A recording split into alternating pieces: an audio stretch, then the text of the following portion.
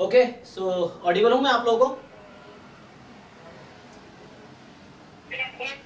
Okay, सो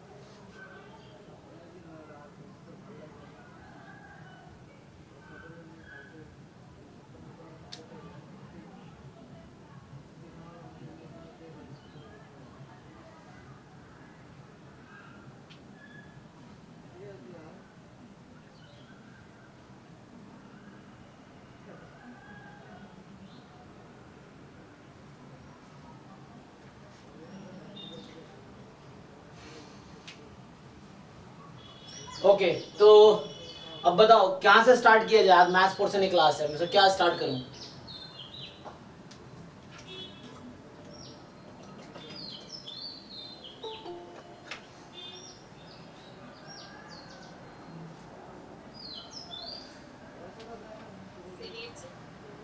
series से continue करें?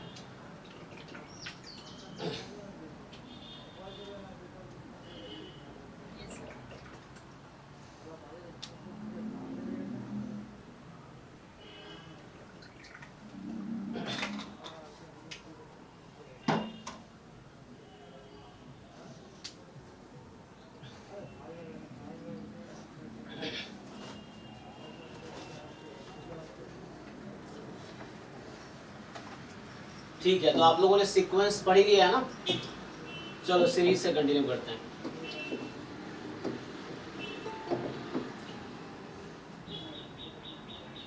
Sequence समझ में लेके आया था। सीक्वेंस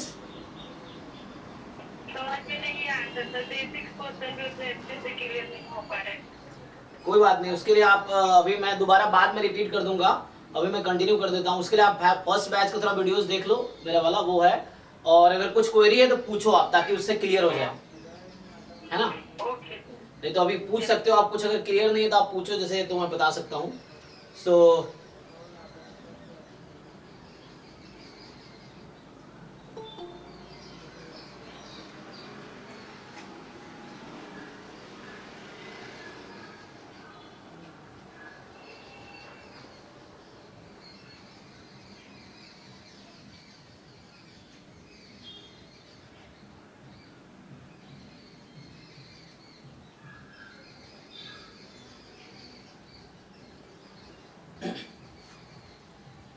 चलो तो स्टार्ट करते हैं इनफाइनाइट सीरीज।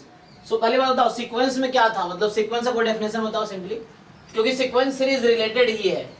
सो सीरीज कहीं ना कहीं सीक्वेंस से ही रिलेटेड है ना? तो सीक्वेंस की डेफिनेशन क्या है? How do you define sequence? Function from natural number to real number.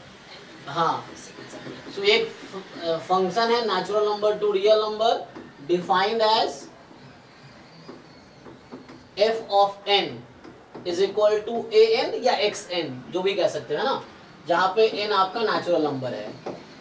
सो ये सीक्वेंस का सिंपल एक बेसिक डेफिनेशन है। जनरली हम लिखते हैं सीक्वेंस को ऐसा, इस नोटेशन में, या आप इस नोटेशन में लिख सकते हो, ठीक है?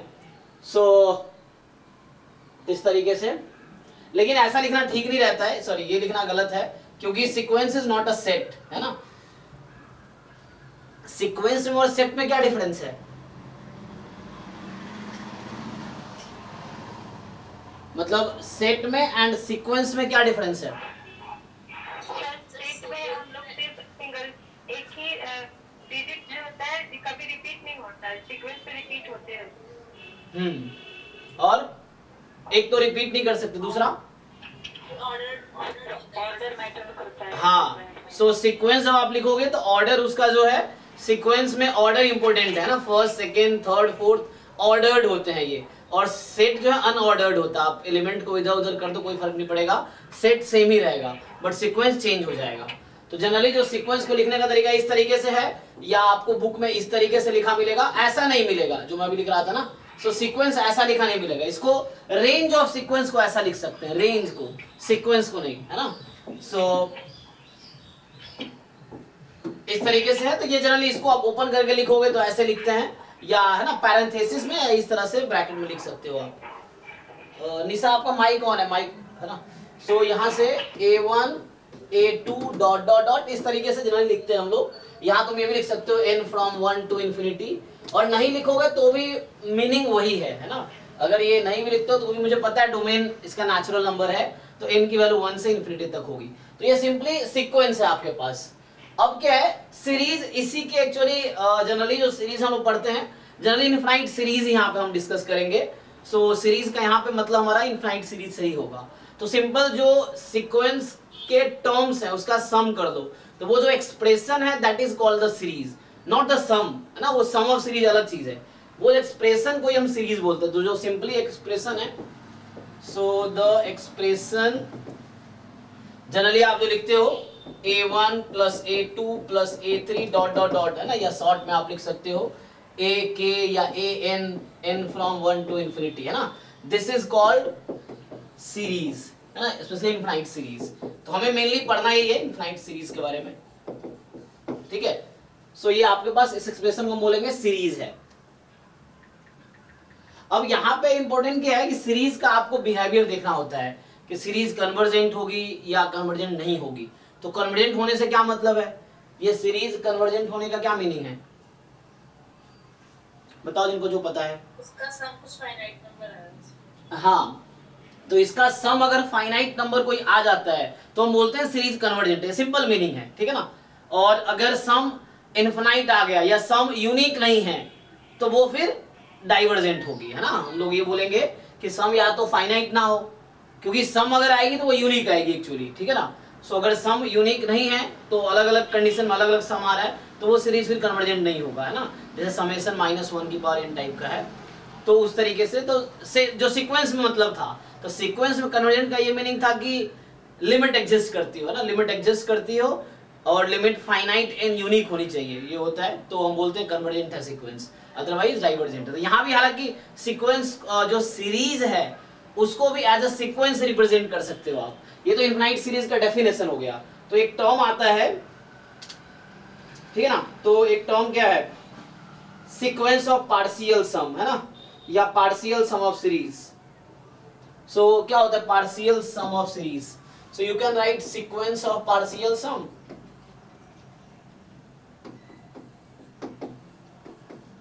या simply partial sum of series, है ना, या सिंपली कुछ बुक में मिलेगा पार्शियल सम ऑफ सीरीज।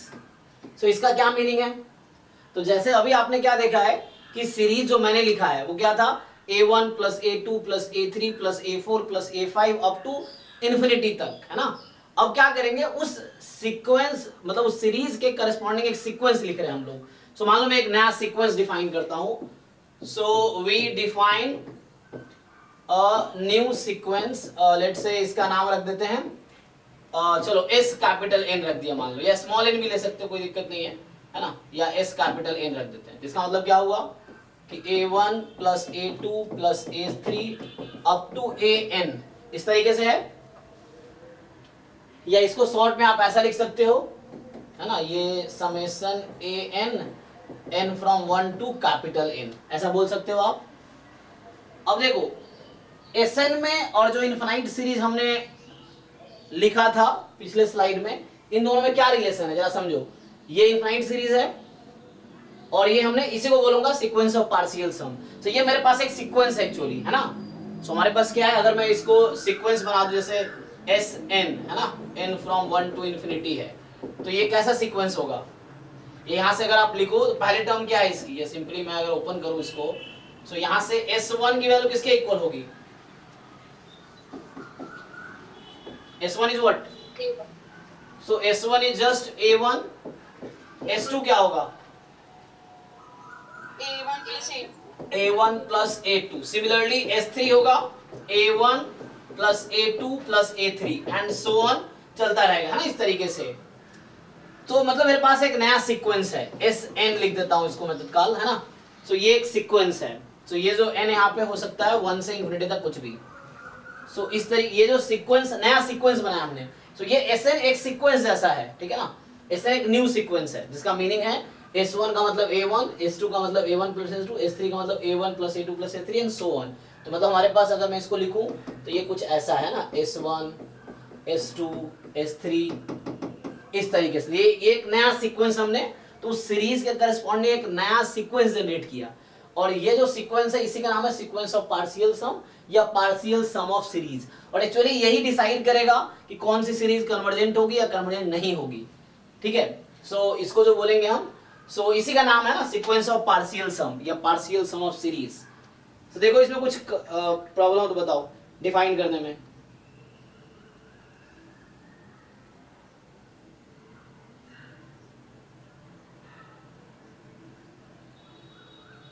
ठीक है। सो दिस सीक्वेंस, ये जो सीक्वेंस है, दिस सीक्वेंस, ये जो Sn है, n को मैं स्मॉल भी ले सकता था, कोई ज्यादा फर्क नहीं पड़ता है, स्मॉल n भी लिखते तो भी कोई दिक्कत नहीं है।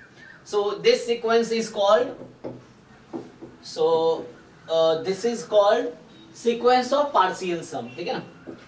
This is called sequence of partial sum, partial sum, और simply you can say partial sum of series, है ना, और पार्शियल सम ऑफ सीरीज, ठीक है। अब इसका बिहेवियर कैसे डिसाइड होगा देखो, तो हाँ मैं ये पूछ रहा था Sn में और वो जो इनफाइनाइट सीरीज है, इन दोनों में क्या रिलेशन है, कैसे रिलेट कर पाओगे तुम लोग, कुछ बताओ।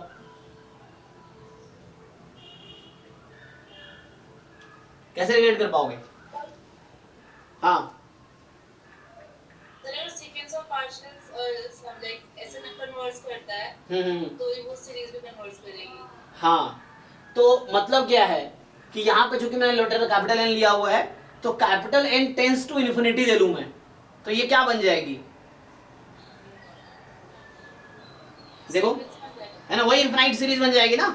सो इसी में अगर आप ऐसा लिख लो कि limit capital N tends two plus infinity Sn, है ना, तो इसका क्या मतलब हुआ, Sn एक्चुअली था, तो यहाँ पे यही मतलब है ना कि limit n tends to infinity. Sn को हमने कैसे डिफाइन किया है, Sn को हमने डिफाइन किया इस तरीके से A1 plus A2 plus A3 and An, है ना, यही डिफाइन किया हुआ Sn को, चेक कीजिए। सो Sn को मैंने डिफाइन किया, अब मैं क्या कर रहा हूँ, इसमें capital N tends to infinity ले रहा हूँ, है ना। So capital N tends to हमने इन्फिनिटी ले लिया, तो ऑब्वियसली ये क्या बन गई actually, A1 plus A2 plus A3 dot dot dot कहीं खत्म नहीं होगा क्योंकि इनफाइनाइट तक जा रही है, और यही एक्चुअली हो जाएगी infinite series. So n from 1 to infinity, ऐसा लिख सकते हो इसको आप, है ना, A1 से n, तो ऐसा भी लिख सकते हो, कोई दिक्कत नहीं है ना। यहाँ कैपिटल को स्मॉल n भी लिखो तो कोई प्रॉब्लम नहीं है, तुम चाहो तो स्मॉल n से डिनोट कर लो, कोई दिक्कत नहीं होगी। ओके, सो कहने का क्या मतलब है मेरा, समझो अब। सो ये जो लिमिट है, सीक्वेंस की लिमिट, और ये जो सीरीज है इसके इक्वल है, और हमने अभी देखा कोई सीरीज, अभी लिखूंगा मैं डेफिनेशन कि कोई सीरीज कन्वर्जेंट होने का क्या मीनिंग है, कि इसका जैसे बताया था ना एक आई थिंक, कि ये सीरीज कन्वर्जेंट होने का मतलब इसका सम फाइनाइट आए, सम कोई फाइनाइट नंबर आ गया तो सीरीज कन्वर्जेंट है। तो अगर मैं ऐसे बात करूं यहाँ पे कन्वर्जेंट सीरीज का क्या मतलब है, या यहीं पे जब सीरीज डिफाइन कर रहा था मैं, सो ये जो मैंने डिफाइन किया है आपके पास सीरीज, अगर मैं बात करूं कन्वर्जेंट सीरीज के मीनिंग क्या है सिंपली, सो जैसे कन्वर्जेंट सीक्वेंस का मीनिंग होता है कि limit exist finite and unique, है ना। सो सिमिलरली कन्वर्जेंट सीरीज का क्या मीनिंग होगा, सो कन्वर्जेंट सीरीज से हमारा मीनिंग है ना, कोई सीरीज है उसको हम कन्वर्जेंट बोलेंगे अगर उसका जो सम है वो फाइनाइट हो जाती है। तो मान लो ऐसा है, एन इनफाइनाइट सीरीज, ये है summation an n from 1 to infinity is convergent. तो इसका मीनिंग ले रहा हूं, क्या मतलब है, इफ एंड ओनली इफ ये जो सम है n फ्रॉम 1 टू इंफिनिटी, ये क्या होनी चाहिए, फाइनाइट होनी चाहिए। लेस देन इंफिनिटी कहीं भी लिखा रहता है, इसका मतलब वैल्यू फाइनाइट है। अगर कहीं लिखा हुआ लेस देन प्लस इंफिनिटी तो इसका मतलब फाइनाइट है। तो अगर इसकी वैल्यू फाइनाइट है तो हम बोलेंगे कन्वर्जेंट है, सिंपल है ना। सो ये मीनिंग है। और अगर अदरवाइज डाइवर्जेंट सीरीज होगी। तो एक तो ये डेफिनेशन टाइप का हो गया कि डाइवर्जेंट सीरीज हो गई। तो कन्वर्जेंट से मीनिंग क्या है कि इसकी सम एक फाइनाइट आनी चाहिए। ओके, बाद में रिमार्क में लिख सकते हो कि सम इज यूनिक, ठीक है ना। सो क्योंकि अब इसको मैं रिलेट कर रहा हूं इसके साथ, अब देखो उस सीरीज को मैं रिलेट कर रहा हूं इस सीक्वेंस के साथ, और आपने यहाँ पे क्या ऑब्जर्व किया, इस सीक्वेंस की लिमिट अगर एग्जिस्ट करेगी तो यही वैल्यू इसके इक्वल है। तो ये फाइनाइट होने का क्या मतलब है, इसकी वैल्यू फाइनाइट आएगी, समझ रहे हो ना। तो कैसे इसको रिलेट करेंगे, तो यहाँ पे फिर तुम लिख सकते हो कि मतलब थ्योरम्स है, अब थ्योरम ये बताता है आपसे यहाँ पे कि this series is convergent if and only if this sequence is convergent. तो अगर मैं थ्योरम टाइप में लिख दूं, अच्छा इन लोगों ने कैसे लिखा है बुक में। जो बुक मैं फॉलो कर रहा हूँ वो वाली बुक है आरजी बार्टल एंड सर्वर्ट की, ठीक है ना, इंट्रोडक्शन टू एनालिसिस। ड्राइव में वो पीडीएफ है उसका, तो यू कैन चेक।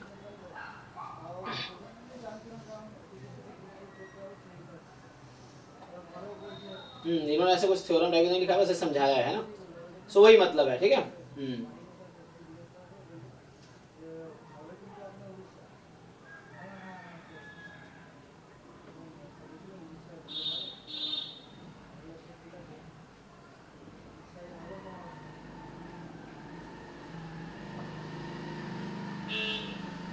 ठीक है, तो यहां पे क्या होगा, सो इफ ये जो सीक्वेंस Sn है, या मैं ऐसा लिखूंगी the series the infinite series summation let's an है ना, n फ्रॉम 1 टू इंफिनिटी, ये आपके पास सीरीज है। This series is convergent if and only if,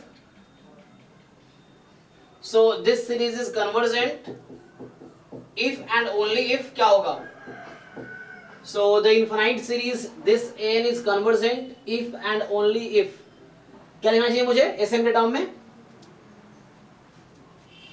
क्या लिखेंगे, sequence Sn is convergent, ठीक। और आपने देखा ही कि Sn की जो लिमिट आएगी वही सीक्वेंस का सम होगा, है ना। सो ये जो Sn सीक्वेंस नया बनाया हमने, न्यू सीक्वेंस, अगर ये Sn कन्वर्जेंट है तो वो सीरीज कन्वर्जेंट है, Sn डाइवर्जेंट है तो सीरीज डाइवर्जेंट है। ये क्लियर है कि नहीं, देख लो।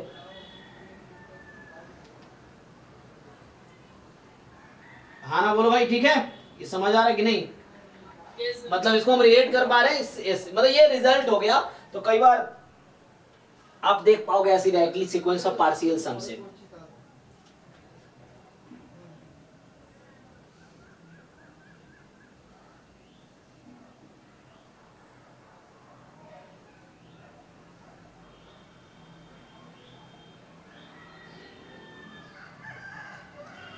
ओके, तो जैसे कुछ सीरीज की अगर मैं बात कर लूं, जैसे आसान सा कुछ, जैसे मान लो कल ही हम लोग लिख रहे थे, सो कंसीडर, मान लो आपके पास है सीरीज, है ना, जैसे आप ये जानते हो ना, मान लो r की पावर n है, n फ्रॉम 1 टू इंफिनिटी, ये सीरीज आप देखो। सो आपको चेक करना है ये कन्वर्जेंट है या डाइवर्जेंट है, किस रूल से, तो ये कब कन्वर्जेंट है कब डाइवर्जेंट है।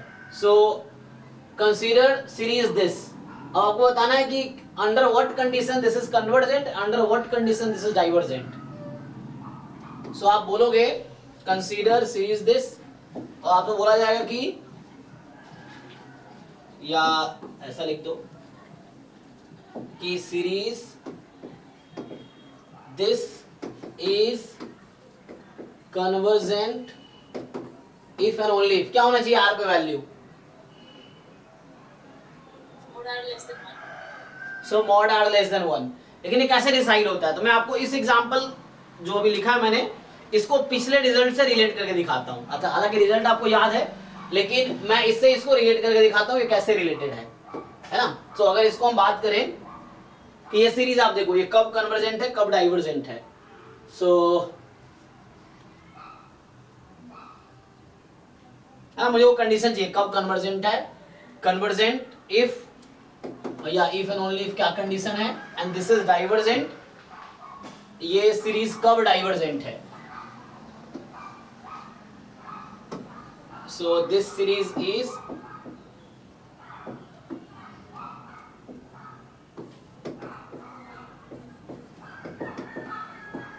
कब डाइवर्जेंट हो गया ना। तो सिंपली आप क्या करो, हम एक क्या बनाते हैं सीक्वेंस ऑफ पार्शियल सम या पार्शियल सम ऑफ सीरीज।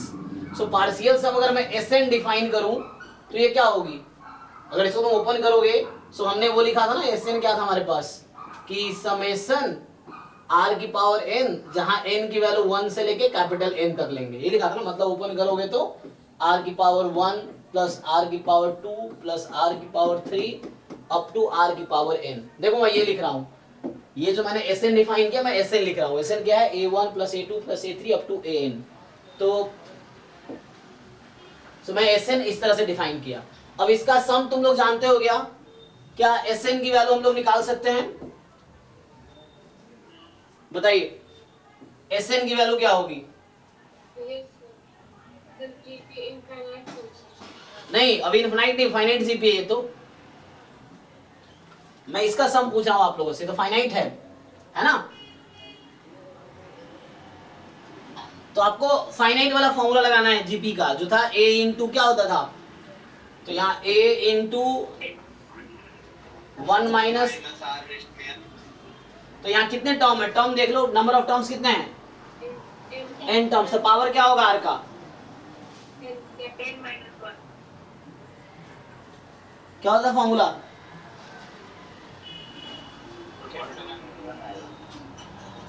अरे a plus a r up to a r की पावर यहाँ होता था n माइनस 1। तो सम होता था कितना, तो एक्चुअली नंबर ऑफ टर्म होता है ना a इंटू आर की power n minus 1 upon r minus 1, ये होता है ना इसका सम, है ना। तो कोई दिक्कत नहीं है, यहाँ a की जगह r है और r की जगह भी r ही है और n की जगह एक्चुअली n माइनस ओके है, तो यहाँ पे आएगा पावर n आएगा। एक्चुअली चेक करो नंबर ऑफ टर्म आता है ये, ठीक है ना, कितने नंबर ऑफ टर्म्स हैं, और अपॉन 1 माइनस आर, इस फॉर्म में भी लिख सकते हो तुम। सो वही बात है, माइनस कॉमन ले लोगे तो वो आर की पावर इस तरह से आ जाएगी, कोई दिक्कत नहीं है। सो ये कब है ऐसा, ये सम ऐसा कब होगा, नहीं आर नॉन जीरो है, लेस देन 1 क्यों, अगर मोर देन 1 है तो क्या दिक्कत है, मतलब sorry r is not equal to 1 के लिए लिख सकते हैं, कोई दिक्कत नहीं है। मतलब तुम वैसे भी लिख सकते, तुम लोग हो सकता है 3 टर्म में जानते हो, बात बराबर ही है।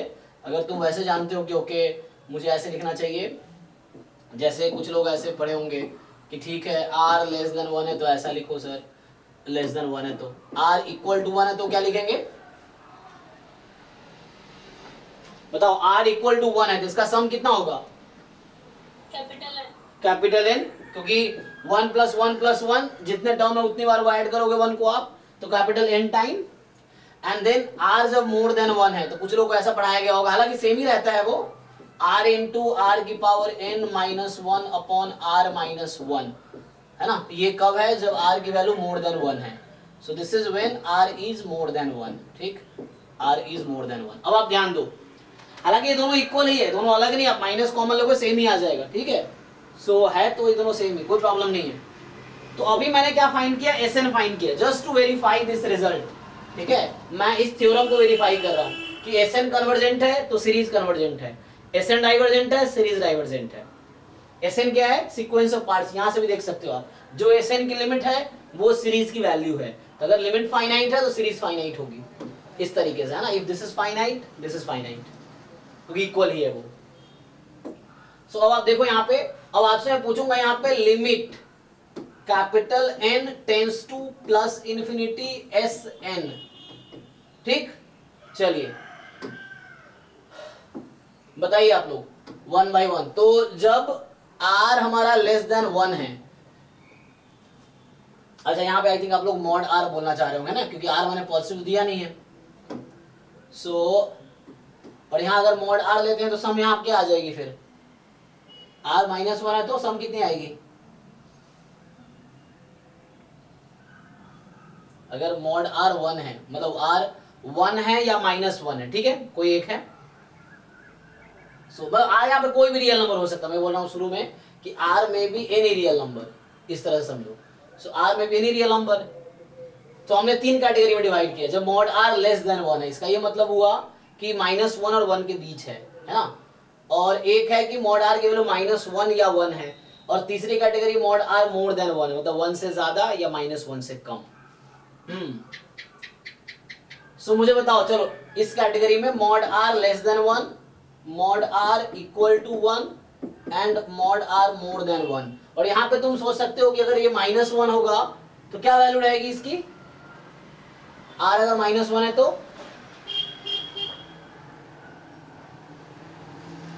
1 माइनस वन 1 माइनस वन चलता रहेगा, है ना। तो डिपेंड करेगा उस पे कितने टर्म्स हैं। अच्छा, इसमें जो क्वेश्चन लिखा है वो क्या पूछना चाह रहे हैं? ठीक है, कोई बात नहीं।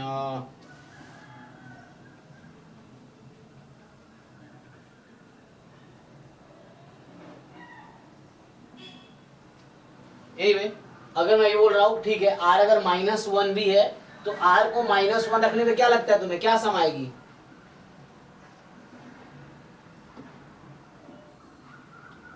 इसमें समझ नहीं आ रहा। r 1 है तो 1 1 1 1 ऐड हो गया, ठीक।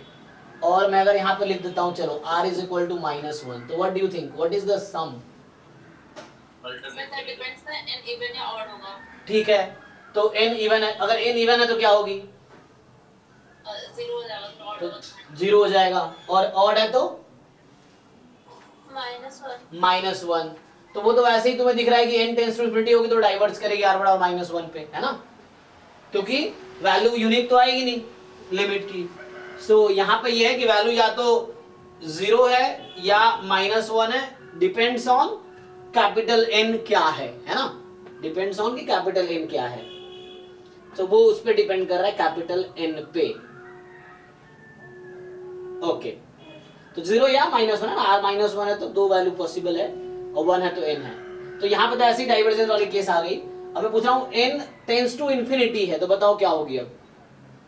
तो इसकी value n tends to infinity में ये क्या हो जाएगी जब मॉड r आपका लेस देन 1 है?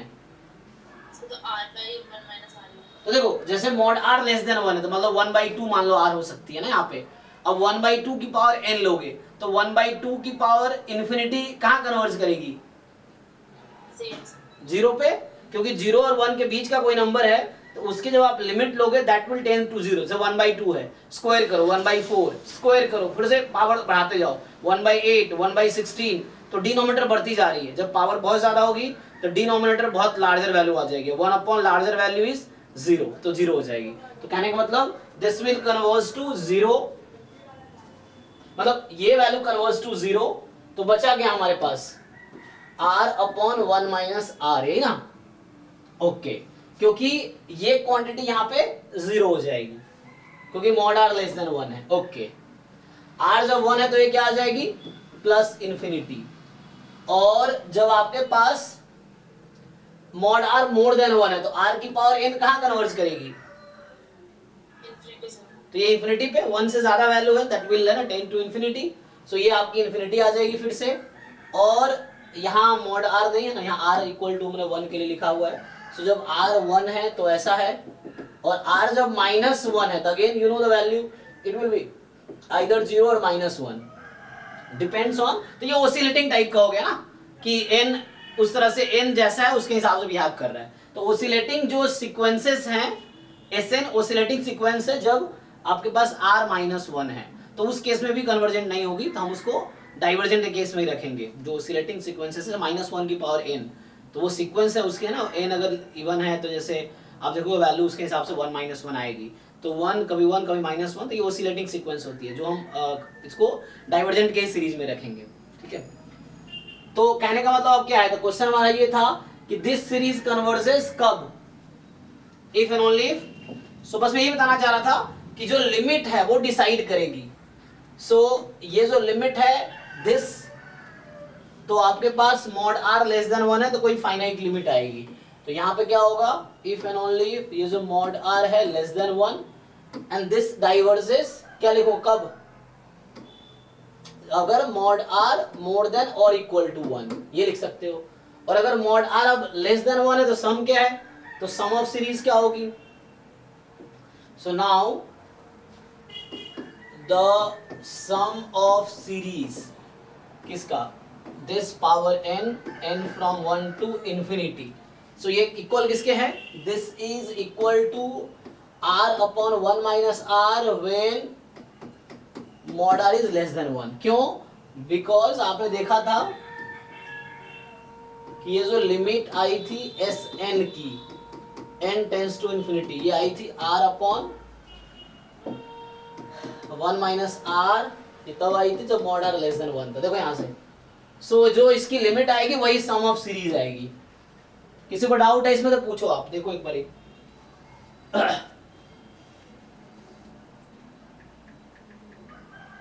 ओके है कि नहीं, हाँ सर। ठीक है। अब देखो जो मैं बात कर रहा था अभी नेक्स्ट एग्जांपल की, तो जैसे मेरा सीरीज है -1 की power n, n from 1 to infinity, तो फिर से मैं Sn डिफाइन करूंगा, तो Sn क्या होगा, है ना, इसको अभी बोल दो ऐसा है ये an n from 1 to infinity, इस तरीके से है। सो ये Sn का मतलब आप लोग ऑलरेडी जानते हैं, अप टू an। सो अब आप अगर देखो, आप अगर सीक्वेंस देखो आप, तो क्या होगी actually, so when you see this, so Sn का बिहेवियर कैसा होगा, S1 किसके इक्वल है, what is the value of S1 here, -1 so S1 is just -1, S2 कितना होगा 0 0, S3 -1, S4 0, S5 -1, S6 0। किसी को इसमें डाउट तो नहीं हो रहा ना। सो A1 एक्चुअली यहाँ पे पहले टर्म ओपन करोगे -1, दूसरी टर्म +1, तीसरी टर्म -1, चौथी टर्म +1, और S का मतलब सम ले रहे हैं, तो पहला टर्म जस्ट -1 है, 2 टर्म का सम 0 आ जाएगी, -1 + 1, 3 टर्म का सम -1, 4 टर्म का सम 0 एंड सो ऑन। अब आप इस सीक्वेंस के बारे में क्या जानते हैं, दिस इज ओसिलेटिंग सीक्वेंस या ओसिलेटरी सीक्वेंस, है ना, या ओसिलेटिंग सीक्वेंस जैसे लिख लो। सो और इसका मतलब ये है 10, ये जो Sn है क्या होगा, ओसिलेटिंग सीक्वेंस आप किस कैटेगरी में रखते हैं, कन्वर्जेंट या divergent, divergent. So this is divergent sequence, divergent sequence. और आपने अभी देखा है थ्योरम कि Sn कन्वर्जेंट है देन सीरीज कन्वर्जेंट है, Sn डाइवर्जेंट है, सीरीज डाइवर्जेंट है। सो देयरफॉर जो आपके पास इसका मतलब ये हो गया कि ये जो आपके पास ये था n फ्रॉम 1 टू इंफिनिटी, जो कि है समेशन -1 की power n from 1 to infinity, है ना, ये सो ये एक्चुअली इक्वल होता है लिमिट्स के, विच इज डाइवर्जेंट। इसका मतलब ये भी डाइवर्जेंट होगा क्योंकि ऐसे है। तो बस वेरीफाई कर रहा हूं उससे मैं, ठीक है, ओके।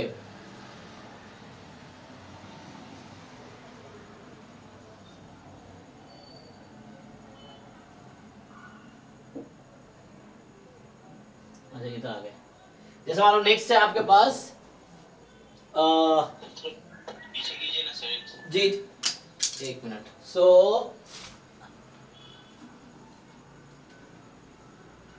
चेक कीजिए, कुछ डाउट्स है तो आप बताइए आप लोग।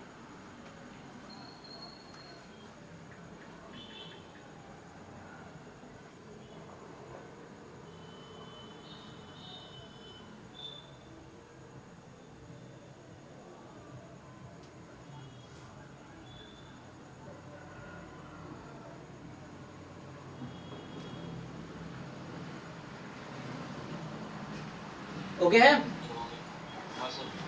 चलो जरा आगे देखो अब।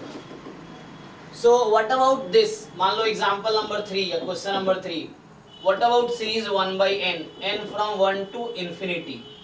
सो ये हमारे पास अभी है एज अ समेशन an, इस तरीके से है। ऐसे ये सब जो हम कर रहे हैं ये अभी समझने के लिए बस कर रहे हैं थ्योरम।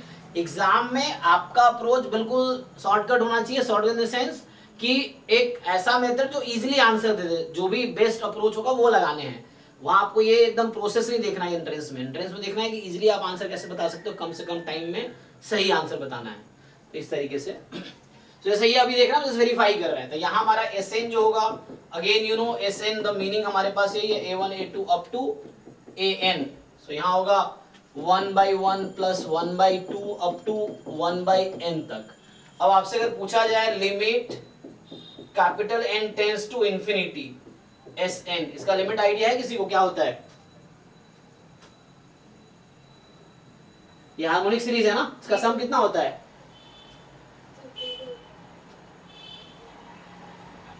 कितनी? जीरो नहीं, जीरो क्यों होगी, इंफिनिटी आएगी। हाँ, अगर जिन लोगों को पी टेस्ट का आइडिया है थोड़ा बहुत, तो आपको याद होगा कि 1/n की पावर p, तो वो कन्वर्जेंट कब होती है? ग्रेटर देन 1 के लिए। वो आगे हम पढ़ेंगे, लेकिन आप यूज कर सकते हो अभी समझने के लिए, क्योंकि थोड़ा बहुत पहले पढ़ रखा आपने, क्योंकि हम लोग जस्ट रिड्यूस कर नहीं रहे ऐसा, क्योंकि बीएससी में सबने देखा ही है, या नहीं भी देखा आप उससे रिलेट कर पाओगे। तो यहाँ पे आप है ना 1/np वो कन्वर्जेंट होता है p मोर देन 1 के लिए, p less than equal to 1 के लिए डाइवर्जेंट होता है एक्चुअली। सो हालांकि ये सम इसका इंफिनिटी आता है, आपको याद रख सकते हो। यस, इसका इंटीग्रेशन करेगा तो वो इनफाइनाइट आता है, इसलिए वो divergent. Yes, that is the integral test, वो भी सिलेबस में है। वो इंटीग्रल टेस्ट होता है कि आप 1/x को इंटीग्रेट करो 1 से इंफिनिटी में, देखो क्या आता है। सो log x है ना 1 से इंफिनिटी, सो ये क्वांटिटी फाइनाइट है क्या? नहीं, ये प्लस इंफिनिटी आएगी। सो इंटीग्रल टेस्ट आगे पढ़ेंगे हम लोग, है ना। सीरीज को डिसाइड करना है कि कन्वर्जेंट है या डाइवर्जेंट, बहुत सारे टेस्ट है हमारे पास, वो लगाने हैं एंड में, एंट्रेंस में वही यूज करने हैं। अभी जो मैं यूज कर रहा हूँ वो जस्ट डेफिनेशन जो Sn डिफाइन किया हमने, सीक्वेंस ऑफ पार्शियल सम, उस पे बेस्ड ट्राई कर रहे हैं। Otherwise we have different test to apply, तो डिफरेंट क्वेश्चंस पे डिफरेंट टेस्ट लगाने हैं आपको। तो इसका प्रूफ करने का तरीका इंटीग्रल टेस्ट से प्रूफ हो जाएगा ये। सो इंटीग्रेशन करके देखो, फाइनाइट वैल्यू आ रही है तो वो कन्वर्जेंट होगी, फाइनाइट नहीं आ रही है तो डाइवर्जेंट होगी। ओके, तो ये है ना, यहां से चेक कर सकते हो आप, ये इनफिनाइट है, सो ये डाइवर्जेंट होगी, अदरवाइज पी टेस्ट भी यूज कर सकते हो। So this some is infinite, ठीक है। सो आपको याद रखना, ये फ्रीक्वेंटली यूज होगा और ये बहुत यूजफुल एग्जांपल है ना। सो समेशन 1/n, दिस जो वैल्यू होगी वो फाइनाइट होगी, सॉरी मतलब ये सम सीरीज इनफिनाइट होगी, 1/n की लिमिट 0 पे जा रही है, वो आगे देखेंगे इसको। तो ये अच्छा एग्जांपल है ना। तो आपको ध्यान रखना है कि सीरीज का सम इनफिनाइट होता है। सो इस सीरीज की जो सम है एक्चुअली ये इनफिनाइट है, ठीक है ना। मतलब ये डाइवर्जेंट सीरीज है, इसका ये मतलब है कि ये जो सीरीज है this is divergent series, this is divergent series. Okay, अगर मैं नेक्स्ट एग्जांपल लूं, जैसे नेक्स्ट एग्जांपल है 1/n स्क्वायर, तो ये भी समेशन n टाइप का है, n फ्रॉम 1 टू इंफिनिटी। अगर आप तुम यहां टेस्ट करो 1/x स्क्वायर का इंटीग्रेशन करके देखो 1 से इंफिनिटी में, ये फाइनाइट आएगी कि इनफिनाइट आएगी?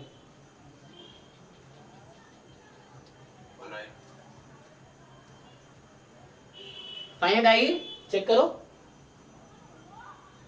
सो ये फाइनाइट आएगी, you check, this will give you finite answer. हाँ मतलब जो भी आ रहा है, तो ये नहीं सम 1 होगा, वो टेस्ट करना है फाइनाइट की इनफिनाइट, वो सम जरूरी नहीं उसके इक्वल होगा, बस वो टेस्ट करना है कि फाइनाइट आ रहा है कि इनफिनाइट आ रहा है, उसके हिसाब से डिसाइड होगा। सो दिस इज फाइनाइट, सो ये सीरीज अलग फाइनाइट होती है। सो यहाँ पे अगर तुम Sn डिसाइड करोगे, सो 1/, है ना, मतलब सो 1/a, मतलब ये a1 प्लस a2, पहले an लिख देता हूँ, an। सो ये Sn कुछ इस तरह से हो गया 1/1 square plus 1/2 square plus 1/3 square dot dot dot 1/n square, है ना। यहाँ कुछ लोगों को सरप्राइजिंग भी लग सकता है। So what is the limit n tends to infinity?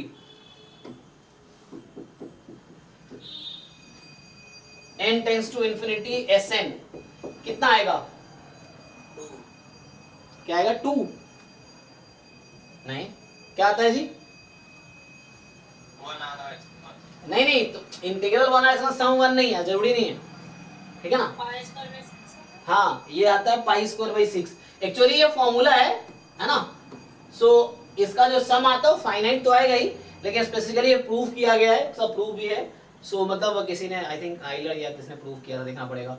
सो इसका प्रूफ है हालांकि, सो ये पाई स्क्वायर बाई 6 के इक्वल आएगा एक्चुअली, ठीक है, 1/1 square plus 1/2 square 1/3 square so on, तो ये आपका पाई स्क्वायर बाई 6 आता है जो कि फाइनाइट है, और इसीलिए चूंकि Sn फाइनाइट है तो मैं अभी Sn को यूज कर रहा हूँ। एक सीरीज को कन्वर्जेंट दिखाने के 1000 तरीके हो सकते हैं, टेस्ट भी है, सीक्वेंस ऑफ पार्शियल सम भी है, पी टेस्ट भी है, बहुत सारे और तरीके भी हैं, इंटीग्रल टेस्ट भी है, सो कई सारे डिफरेंट तरीके हैं। मैं एक तरीका अभी डिस्कस कर रहा हूँ Sn वाला।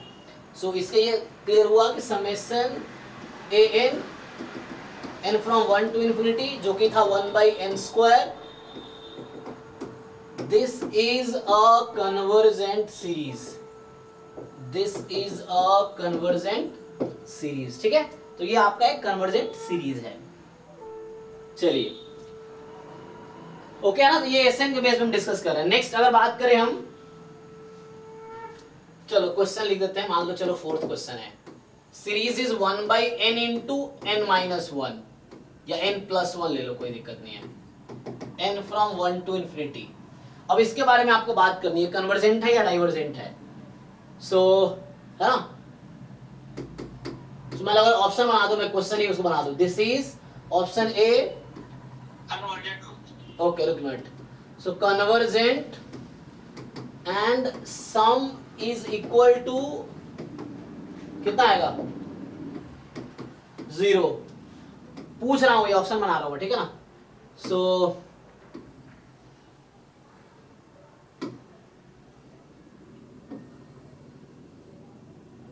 Convergent sum is equal to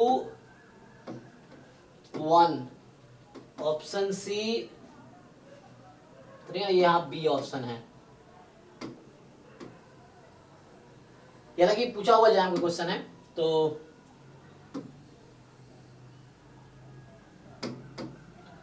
अब चूंकि एक बैच में सीक्वेंस सीरीज पढ़ा चुका हूं तो मुझे ज्यादातर आइडिया है ना, मतलब एक साल ही मैंने मैथ्स पोर्शन छोड़े थे, उससे पहले मैं खुद ही पढ़ाता था, 2021-22 में खुद ही पढ़ाया था जैम में, 23 वाला नहीं पढ़ाया मैं, सो बाकी तो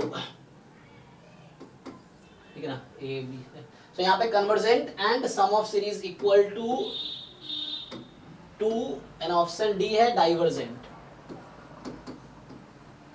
ऑप्शन बी सर।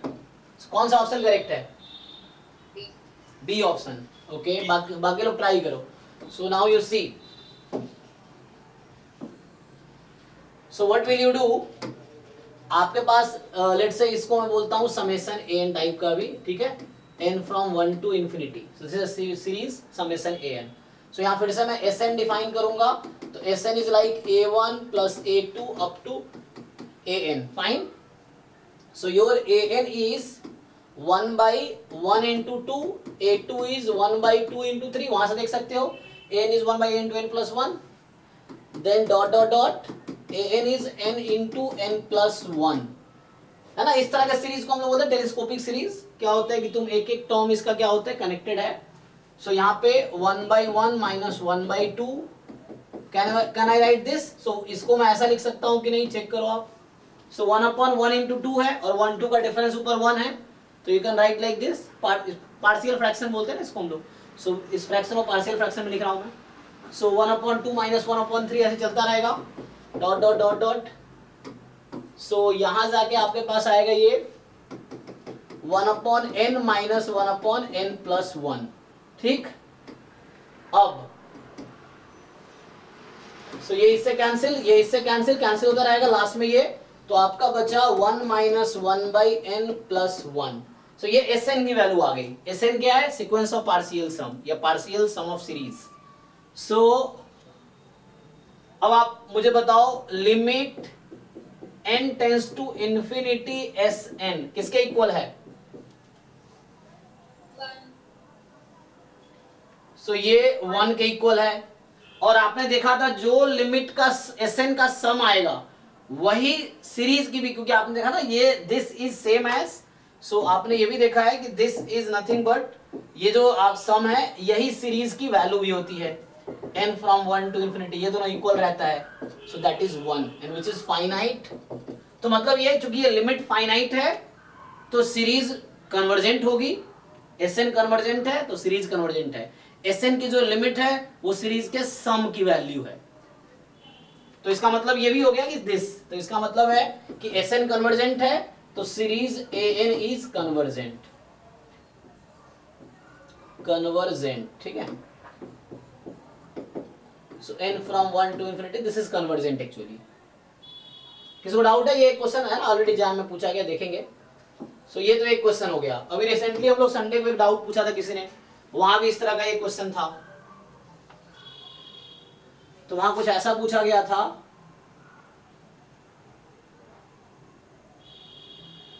क्या था, मैं क्वेश्चन लिखता हूं।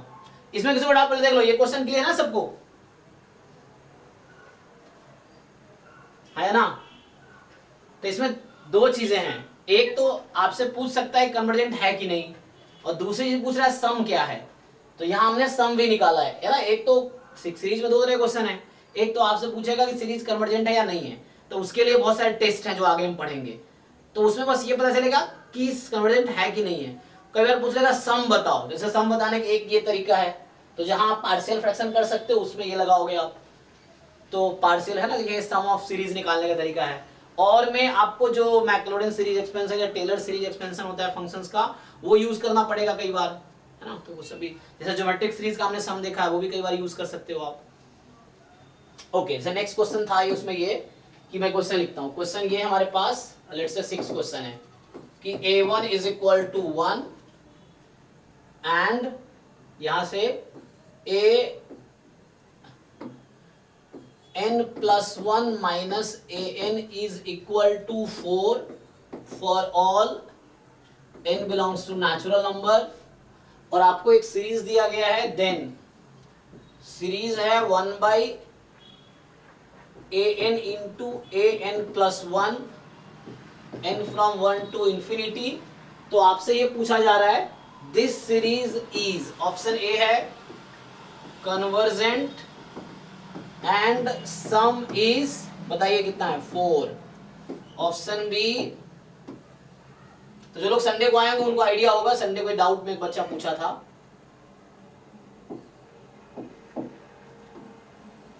कोई बात नहीं, ट्राई करो, तुम्हें सीखना है। देखो, तुम्हें सॉल्यूशन रट्टा नहीं मारना है कि सॉल्यूशन, तुम्हें तुम्हारे अंदर वो एक हैबिट डेवलप करनी, कोई नया क्वेश्चन आए तो तुम एक अप्रोच ले सको और समहाउ आंसर तक पहुंचो, वही समहाउ सीखना है कि व्हाट आर द अप्रोचेस, है ना, वी कैन फॉलो टू। ये नहीं कि हाँ मुझे पहले सॉल्व किया तभी कर पाऊंगा। अगर कोई ऐसा बच्चा जो कभी सॉल्व नहीं किया वो भी कर सकता है सॉल्व इसको इजीली, अगर उसके पास कॉन्सेप्ट है तो, या वो ट्राई करेगा तो कर पाएगा। तो आप ट्राई करके देखो, आप ये मत थोड़ा सॉल्यूशन देख लेते फिर कर लेंगे, नहीं, आप ट्राई करो कि आप कैसे अप्रोच करोगे। आप थोड़ा टाइम दो, सोचो इस पर 2 मिनट, तो आपको समझ आएगा।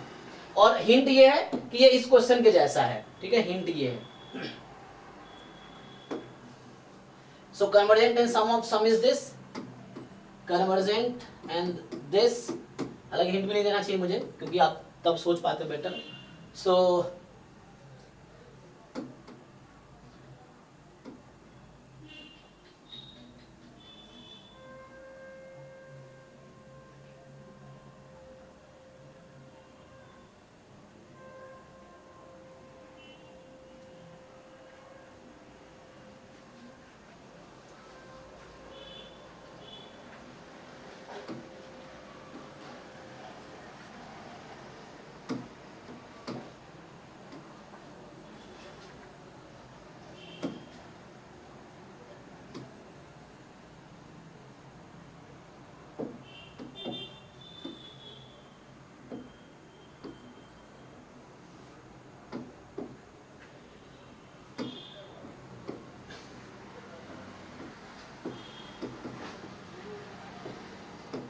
चलिए बताइए, आंसर बताइए।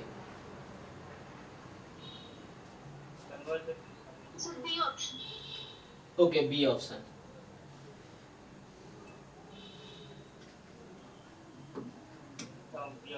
ठीक है ना। So others can try in similar way, जो पिछले क्वेश्चन है लाइक उसी तरीके से है।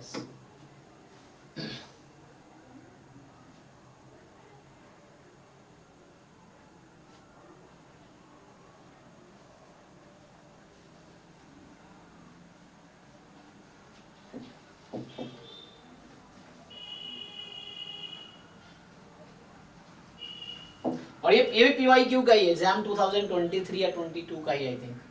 सो किसी रिसेंट एग्जाम का ही है, पता नहीं किस ईयर का है। सो चलिए इसको सॉल्व करते हैं। So again you will write S N, तो एस एन हमारा वैसा ही रहता है ना, तो यहाँ एक्चुअली ये सीरीज कुछ ऐसा है, तो मैं इसको थोड़ा सा मॉडिफाई कर देता हूँ। So I will write like, मान लो समेशन बी एन है ये, है ना, एन फ्रॉम 1 to infinity, लेट्स से मैं समेशन बी एन रीनेम किया है इसको। सो ये हमारे पास है, तो इसका मतलब होगा यहाँ बी से डिनोट कर रहा हूँ, ठीक है ना, तो मैं इसके लिए लिख रहा हूँ terms b1 plus b2 and so on up to bn, ये मेरा Sn होगा। Sn is a sequence of partial sum या पार्शियल सम ऑफ सीरीज, अलग अलग बुक में अलग अलग नाम रहता है, but partial sum common word है ना, तो पार्शियल सम है सीरीज का। सो पार्शियल क्यों, क्योंकि n तक का सम है इसीलिए ना, होल सम तो इनफिनाइट टर्म्स का है, तो यहाँ पार्शियल सम है, n टर्म तक का सम है। So if you write b1, so b1 is here, you can compare, it is a1 into a2, b2 is 1 by a2 into a3, b3 and so on, bn is 1 by an into an plus 1. So this I have written है ना, जो bi उसके term में। Now you can simply if you do partial fraction 1 by a1 minus 1 by a2, तो आपको देखना है कि कितना डिफरेंस आ रहा है ना। So if you take LCM, a2 minus a1 numerator में आएगा, तो a2 माइनस a1 ऊपर आएगा, यहाँ तो 1 था, तो मुझे बैलेंस करना है। सो यहाँ से a2 माइनस a1 की वैल्यू कितनी आने वाली है, 4। क्वेश्चन में गिवन है वो कि a2 minus a1 is 4, a2 minus a1 is 4, a3 minus a2 is 4। So like 4 का वो डिफरेंस है, so you have to balance this 4, तो उसके लिए आप 1/4 से डिवाइड कर दो, तो 4 बैलेंस हो गया। यहाँ एलसीएम लोग ऊपर 4 आएगा, 4 कैंसिल हो जाएगा। Again you can right here similar way 1 by a2 minus 1 by a3, so ये a3 minus a2 फिर से 4 है, तो ये 4 बैलेंस कर देगा, and so on 1 by an minus an plus 1, so ये आ गया। and now if you see, ठीक, so this term get cancelled by this, similarly ऐसे चलता रहेगा।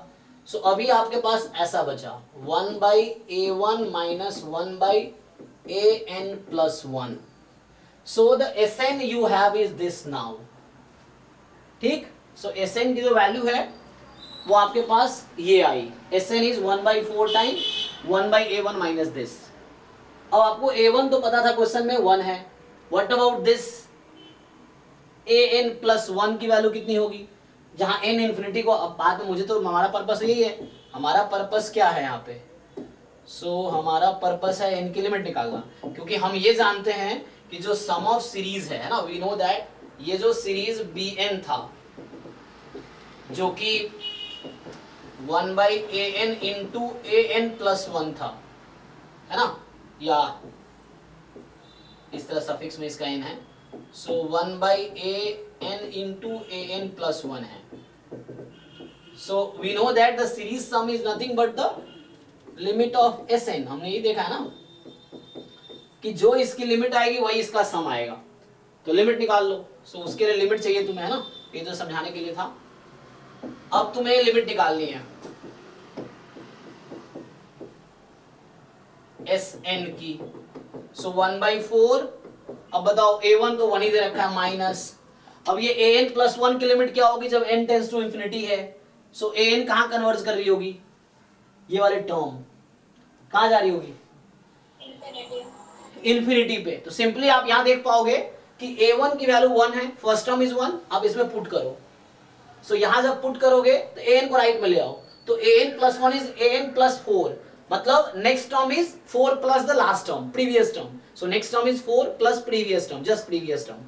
तो यहाँ से क्या होता जाएगा, a2 की वैल्यू आएगी 5, यहाँ से a2 बराबर a1 प्लस 4, तो 5, a3 is equal to a2 plus 4 9, तो जो ai सीक्वेंस है they follow this order, so the sequence ai जो है हमारे पास, जो an वाला सीक्वेंस है, first term is 1, second term is 4, third term is 9 13, and this is getting हर बार इंक्रीज ही हो रहा है, तो जब कैपिटल N इन्फिनिटी होगा तो ये इन्फिनिटी पे चली जाएगी। तो कहने का ये मतलब हुआ यहाँ पे अब कि आपके पास जो n है ना, ये n है वो इन्फिनिटी पे जा रही है, सो an विल गो टू, ये इन्फिनिटी पे जाएगी तो ये लिमिट 0 हो जाएगी, सो ये इन्फिनिटी पे जाएगी एक्चुअली, तो फाइनली आंसर इज 1/4। तो जो लिमिट Sn की आई और ये फाइनाइट है, तो फाइनाइट है इसका मतलब सीरीज कन्वर्जेंट है, बिकॉज Sn की limit is same as the series sum, so both are finite then, so it means series an, नहीं यहाँ bn डिफाइन किया था ना, तो वो जो सीरीज bn मैंने लिखा था इसके बारे में बात कर रहे थे हम, so this है ना, this is same as, so this is finite and sum is 1/4, so this is finite and sum is 1/4, so convergent and sum is 1/4, ज्यादातर लोगों ने आपने से कर लिया था ऑलरेडी, ठीक। चलिए, तो ये सब पीवाई मतलब ऑलरेडी एग्जाम में आए हुए क्वेश्चन है ना, इससे नए नए कॉन्सेप्ट आपको समझ आ रहा है, ओके इस तरह के टर्म ऑफ प्रोडक्ट में n into n plus 1 है इस तरह से, so somehow we can try to है ना split the middle term, या ऐसा सॉरी जो डिनोमिनेटर जिसको बोलते हैं partial fraction we can do इस तरीके से। ओके थोड़े आगे बढ़ते हैं हम।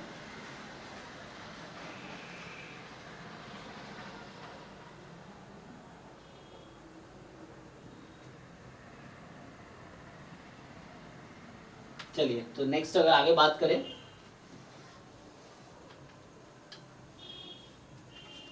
तो अभी हम लोग क्या डिस्कस कर रहे थे कि सीरीज का डेफिनेशन क्या है, देन सीरीज के कन्वर्जेंस की बात किया हमने, तो series is convergent if the sequence of partial sum is convergent if and only if है, and the limit of sequence of partial sum या limit of partial sum is equal to sum of the series actually.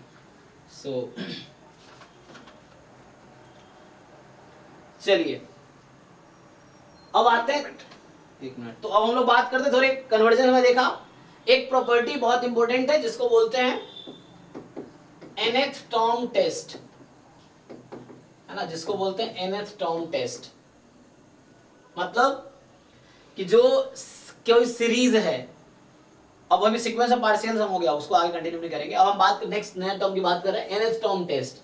इसमें क्या होता है कि जो series है उसका जो nth टर्म है, अभी जो कैपिटल Sn था वो सम ऑफ n टर्म था ना, पार्शियल सम था एक्चुअली, अब सम नहीं टर्म, से मान लो सीरीज है आपके पास, लेट्स से an कोई सीरीज है n from 1 to infinity, so this you know means a1 a2 dot dot dot इस तरीके चलता रहेगा ना, तो इसमें पहला टर्म a1 है, दूसरा टर्म a2 है, तो इसका जो nth टर्म होगा सीरीज में, जो nth टर्म है सीरीज के अंदर जैसे n, तो उसकी लिमिट डिसाइड करेगी समवट कि वो कन्वर्जेंट हो सकती है कि नहीं हो सकती, उस तरह से मैं बताता हूँ कहना क्या चाह रहा है।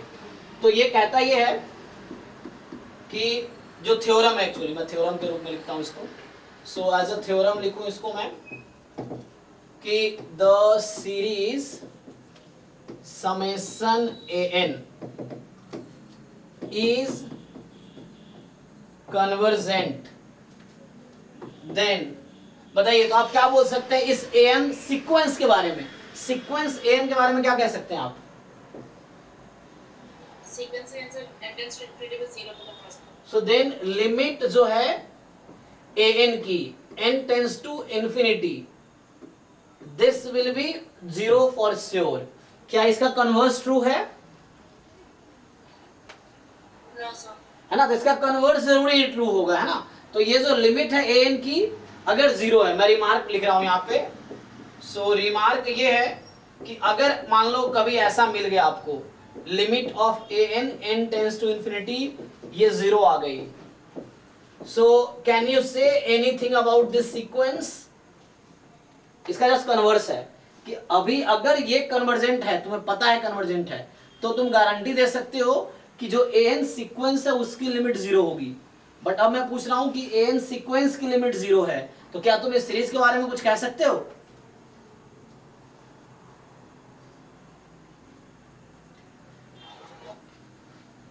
So you cannot say anything about the series. This series may or may not be convergent, ठीक है? This may or may not be convergent. ये convergent हो भी सकता है, नहीं भी हो सकता है. So this may or may not be convergent. But एक चीज हम गारंटी दे सकते हैं. So ये हमारा एक्चुअली थ्योरम था. ये जो स्टेटमेंट इसको बोलते हैं कन्वर्स स्टेटमेंट, है ना? ये कन्वर्स लिखा है मैंने. एक होता है कंट्रापोजिटिव स्टेटमेंट. सो इसी थ्योरम को मैं दूसरे तरीके से लिखूं, है ना, जिसको मैं बोलूंगा कंट्रापोजिटिव स्टेटमेंट है. तो कोई स्टेटमेंट और उसका कंट्रापोजिटिव स्टेटमेंट दोनों का सेम मीनिंग होता है. दे आर इक्विवेलेंट एक्चुअली, ठीक है ना. तो इसी को मैं दूसरे तरीके से क्या लिख सकता हूं बताइए, इसी थ्योरम को अगर मुझे इसका कंट्रापोजिटिव करके लिखना है तो क्या लिख सकते हैं, कोई सजेस्ट करो। इसी थ्योरम को दूसरे तरीके से लिखना है, so what can we right?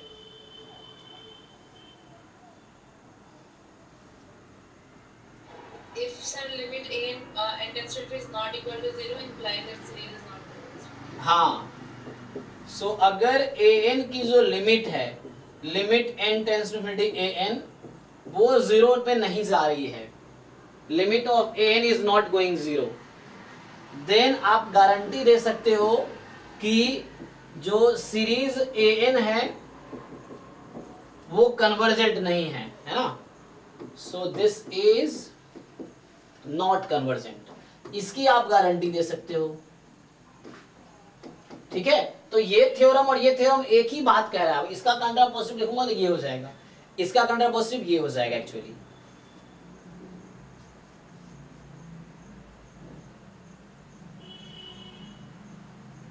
है ना, अब जैसे सीरीज कन्वर्जेंट है तो लिमिट है ना, यहाँ पे सीरीज कन्वर्जेंट नहीं है तो कुछ भी हो सकती है। इसी का मैं अगर रिमार्क लिखूं अब, कि जैसे कई बार बच्चे कंफ्यूज होते हैं, इसी थ्योरम का मैं रिमार्क लिखता हूं। अब देखो यहां से तुम्हें बहुत सारी चीजें क्लियर होंगी कि बच्चे गलती कहां करते हैं।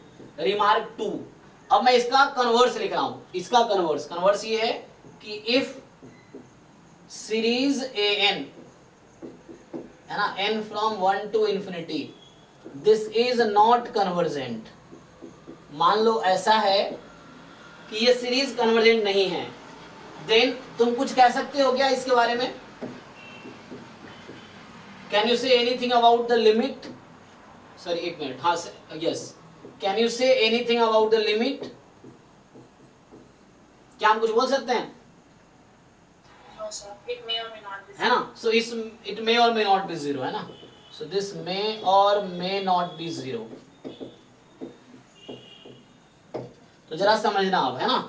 सो इसलिए होता क्या, बच्चा दोनों तरफ से समझ लेता है। जैसे यहाँ पे होता है तो कई बार बच्चों को क्या लगता है, ओके सीरीज कन्वर्जेंट है तो लिमिट ए एन की जीरो है, तो जो बच्चा बहुत ज्यादा है ना वो ध्यान से नहीं पढ़ रहा, उसको ऐसा लगता है अच्छा ये भी कहना चाह रहा है कि लिमिट ए एन की जीरो हो गई तो सीरीज कन्वर्जेंट हो जाएगी।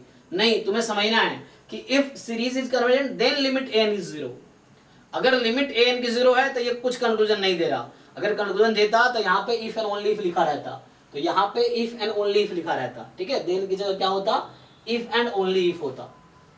ठीक, जैसे इसमें कुछ एग्जांपल्स देख लो, इसी को अगर वेरीफाई करना है मुझे तो आप कुछ एग्जांपल देखो इस पे आप। तो जैसे आपसे मैं बात करूं,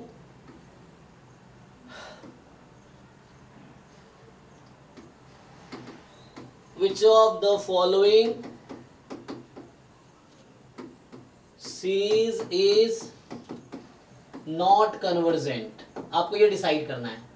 या वैसे तो मुश्किल हो जाएगा डिसाइड करना, बस चलो अभी मैं तुम्हें कुछ एग्जांपल देखोगे और बहुत सारे टेस्ट हैं। तो एक टेस्ट है, पहला टेस्ट है, तो जैसे मान लो मैं पहला एग्जांपल लिखता हूं समेशन cos 1/n, दूसरा है समेशन sin 1/n। ठीक, n from 1 to infinity, n from 1 to infinity. Option C है समेशन 1/n, ऑप्शन डी है समेशन 1/n स्क्वायर, ऑप्शन मतलब जस्ट कुछ एग्जांपल है। अच्छा 1 से मैं यहाँ पे आ गया, A B C D E. और एक और एग्जांपल लिख लो कि n/n+1।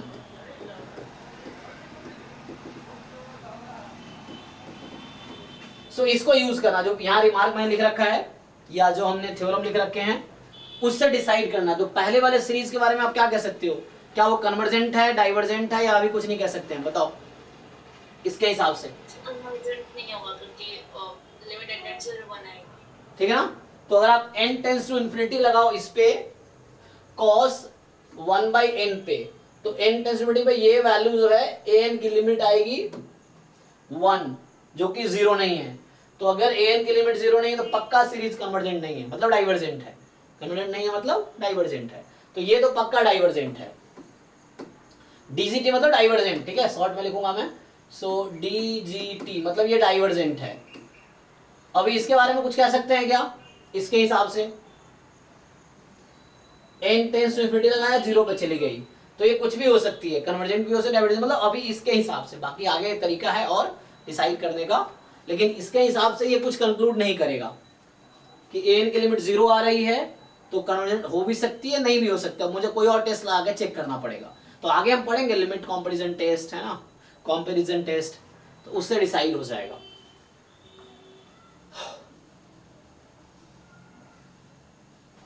तो अभी इसका कोई कंक्लूजन नहीं है, ठीक है ना, तो यहां से कुछ नहीं कर सकते इसको यूज करके, you can not say anything.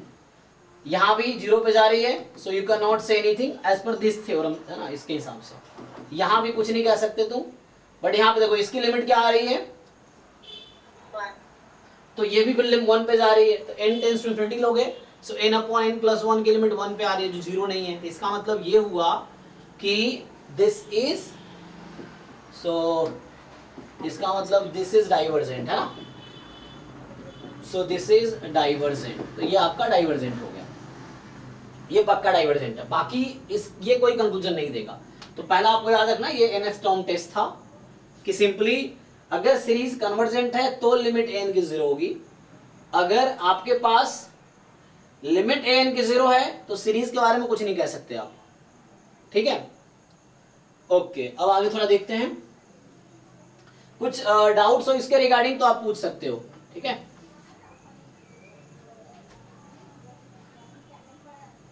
जैसे अब एग्जाम में कैसे क्वेश्चंस आए हैं इस थ्योरम पे यूज करके, देखो ऐसा क्वेश्चन आया हुआ है, मैं लिखता हूं, मान लो ये 7वां क्वेश्चन है, क्वेश्चन ये है, ये सब जैम का ही क्वेश्चन जो मैं लिख रहा हूं अभी।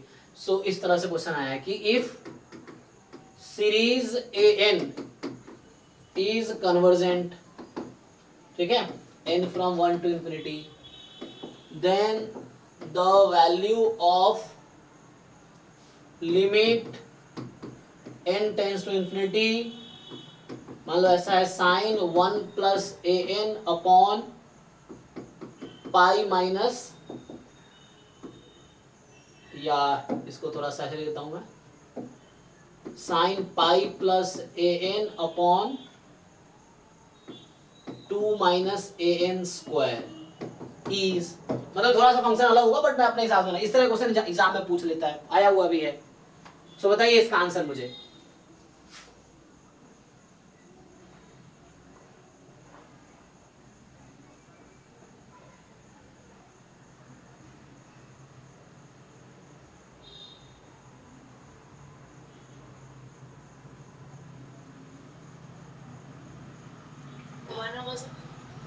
ओके, बाकी लोग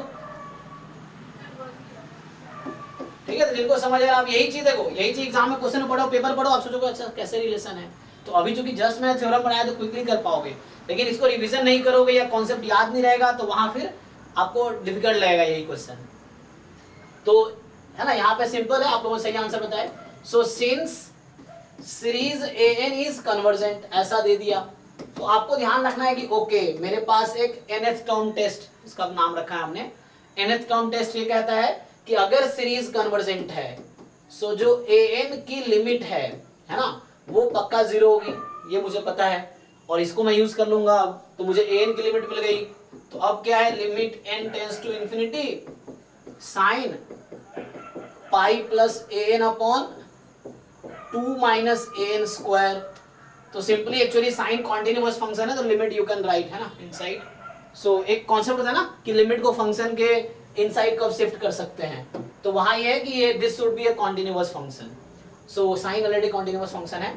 सो साइन, अब यहाँ an की लिमिट यूज कर लो, तो an की लिमिट है 0, तो pi plus 0 upon 2 minus 0 square, ठीक, तो फाइनली क्या आ गया, साइन पाई बाई 2, और साइन पाई बाई 2 1 होती है, ओके है।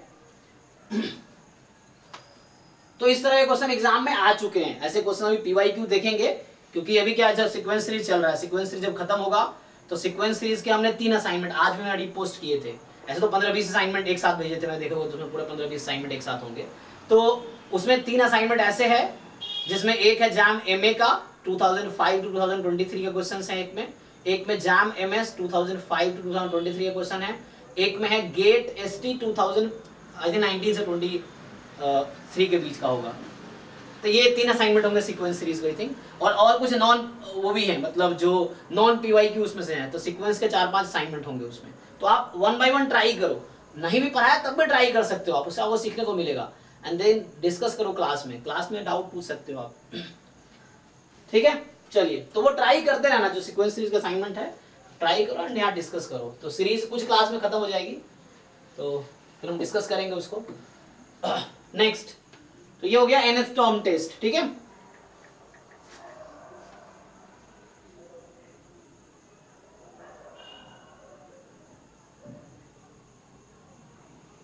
तो अभी हम लोग सीक्वेंस ऑफ पार्शियल सम देख रहे थे ना, तो ये बताओ मुझे, अभी मैंने आपको एक, आपने Cauchy sequence and convergent sequence का रिलेशन क्या है?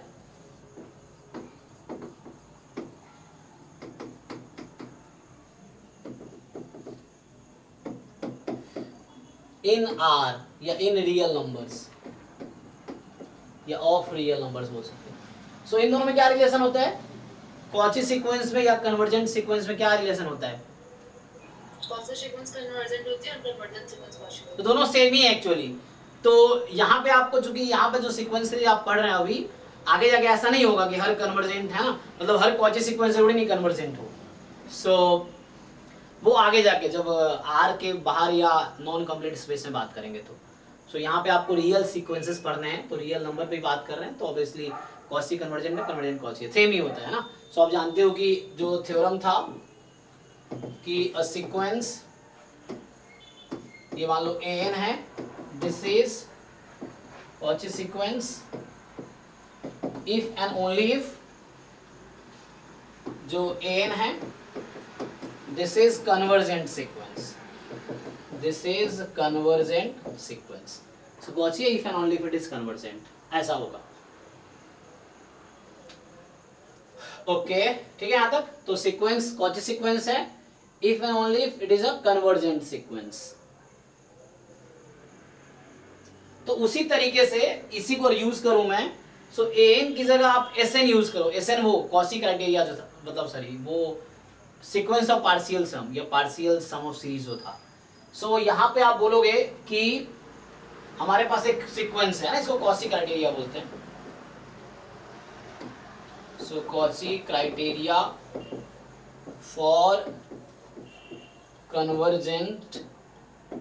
Convergence of series.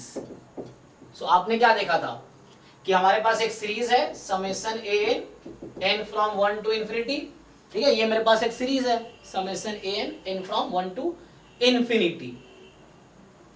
So summation an from 1 to infinity की सीरीज है। तो इसके लिए हमने डिफाइन किया था Sn।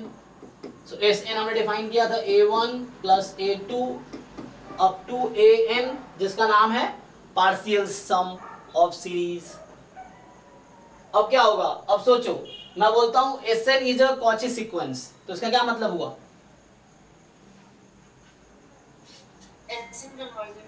है ना। तो अगर ये Sn कॉची सीक्वेंस है तो Sn कन्वर्जेंट भी होगा। सो कॉची सीक्वेंस है तो कन्वर्जेंट सीक्वेंस भी है, और कन्वर्जेंट सीक्वेंस है तो इसके करस्पॉन्डिंग जो सीरीज है वो कन्वर्जेंट होगी, पहले देख चुके हैं हम। तो इसी को ना नया थ्योरम बना दिया बस, कि ये बोल रहा है कि तो स्टेटमेंट थ्योरम का ये है कि थ्योरम का क्या स्टेटमेंट है, जो सीरीज an है n from 1 to infinity, this is convergent if and only if ये जो हमारा सीरीज है Sn पार्शियल सम वाली series, this series is Cauchy, sorry ये सीक्वेंस है पार्शियल सम का जो सीक्वेंस है, दिस इज कॉची सीक्वेंस। तो इसमें कुछ नया नहीं है, समझ लो ना। अगर Sn कॉची सीक्वेंस है तो Sn कन्वर्जेंट है, Sn कन्वर्जेंट है तो इसकी लिमिट फाइनाइट होगी, यूनिक होगी। वही लिमिट जो Sn की आ रही है वो सीरीज की वैल्यू है, वो फाइनाइट और यूनिक होगी। So that's why series is convergent, ठीक है।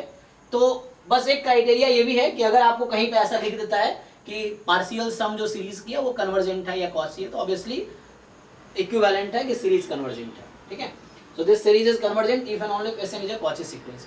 Cauchy sequence is same as convergent sequence. Cauchy में क्या होता है कि एक कुछ टर्म को छोड़ दो, वो कुछ टर्म में हो सकता है करोड़ों टर्म को छोड़ना पड़े, उसके बाद के सारे टर्म एक दूसरे के काफी क्लोज होते हैं। काफी क्लोज होने का मतलब है कि उसके बीच का distance mathematically less than epsilon हो जाएगी, चाहे एप्सिलॉन कोई भी ले लो मोर देन 0। है ना। Even epsilon you can consider 0.0000001 ले लिया इस तरह से, तो उससे भी छोटी डिस्टेंस हो जाएगी उसके बीच का। तो मतलब काफी क्लोज आ जाते हैं, तो सारे टर्म एक पॉइंट पे कन्वर्ज करने लगता है, तो इसीलिए वो कन्वर्जेंट भी हो जाती है।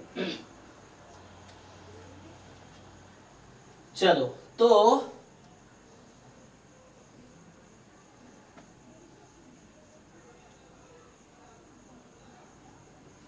ठीक है ना, यहां तक तो ये हो गया कॉची क्राइटेरिया एक्चुअली। और हमें nth टर्म टेस्ट देखा सीरीज का, कॉची क्राइटेरिया हो गया।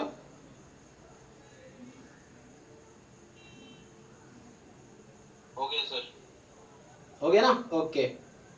सो आगे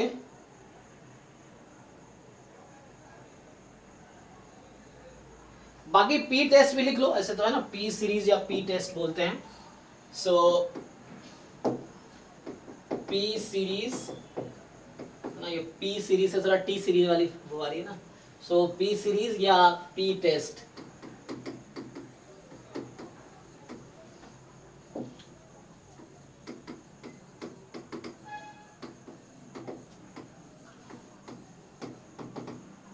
सो एक सीरीज आपके पास है, तो पी टेस्ट का मतलब ये हो गया कि ये स्पेसिफिकली पर्टिकुलर टाइप के सीरीज पे अप्लाइड होगी। तो इसमें ये कहता है, इसका थ्योरम ये है कि ये थ्योरम कहता है कि आपका जो, पहले तो मैं बता दूं बैकग्राउंड इसका, कि ये जो समेशन an है, this will B of the form 1/n की पावर p, ठीक है। सो इस तरीके का होगा, जो समेशन an है वो 1/n की पावर p इस टाइप का आपके पास सीरीज है। इस टाइप के सीरीज की बात कर रहे हैं हम लोग, है ना।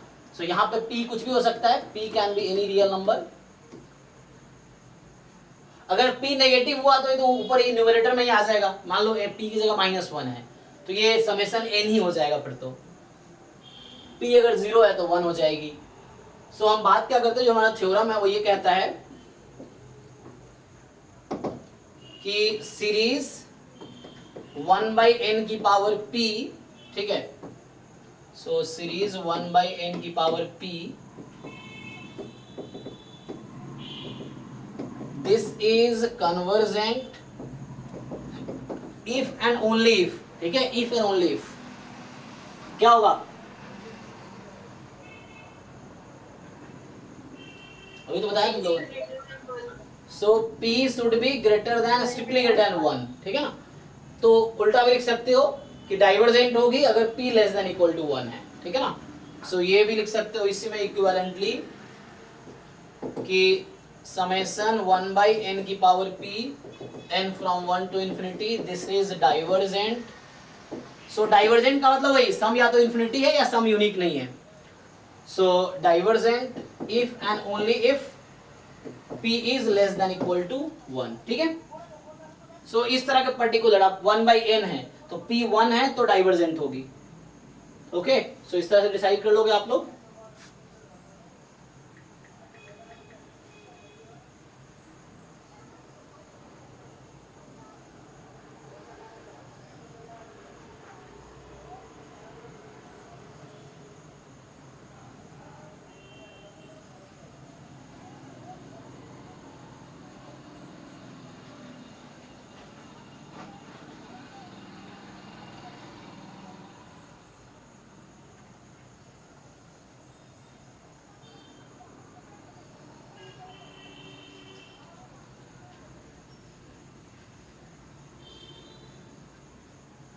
आगे बढ़े तो अभी हमने क्या क्या देखा, nth टर्म टेस्ट एक था, कि उसके बाद कॉची क्राइटेरिया। कॉची क्राइटेरिया ये कि जो सीक्वेंस ऑफ पार्शियल सम जो था हमारे पास वो कॉची है, इफ एंड ओनली। तीसरा ये हमारे पास है पी सीरीज, डायरेक्टली इस तरह से पी टेस्ट कह सकते हो।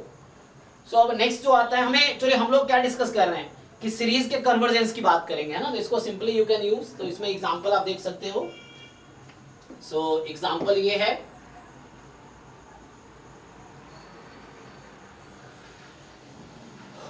जैसे सिंपली है ना, 1 मान लो n की पावर 3/2 है, इसकी सीरीज है, तो ये क्या होगी, कन्वर्जेंट या divergent. So this is more than 1, 3/2 है, सो दिस इज कन्वर्जेंट, इस तरह से। सो ये कन्वर्जेंट होगी, तो ऐसा तुम लोग है ना दिखा सकते हो, ओके। नेक्स्ट आता है कंपैरिजन टेस्ट, जरा उसकी बात करते हैं। कंपैरिजन टेस्ट, क्या है। सो कंपैरिजन टेस्ट में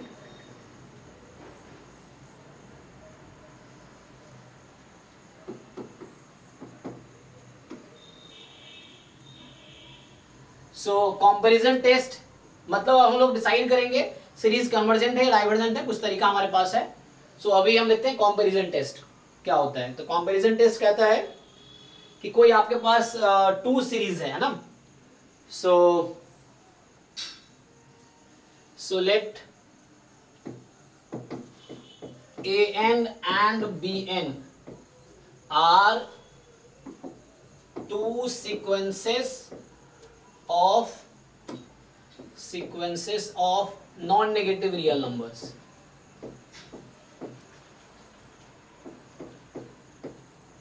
है ना, such that ऐसा होगा कि 0 less than equal to xn less than equal to yn, मान लो ऐसा है, ठीक है।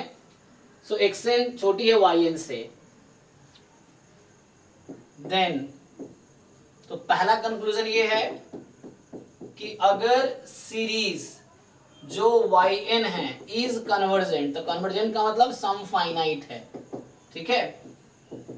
So this series is convergent, then what can you say about summation xn, क्या होगा?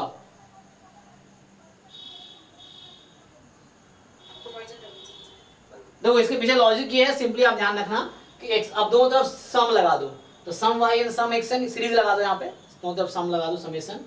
तो एक्चुअली ये वाली फाइनाइट है, कोई फाइनाइट नंबर आंसर आएगी, तो इस पे सीरीज लगाओ तो ये भी फाइनाइट ही रहेगी, फाइनाइट से छोटी फाइनाइट ही रहेगी।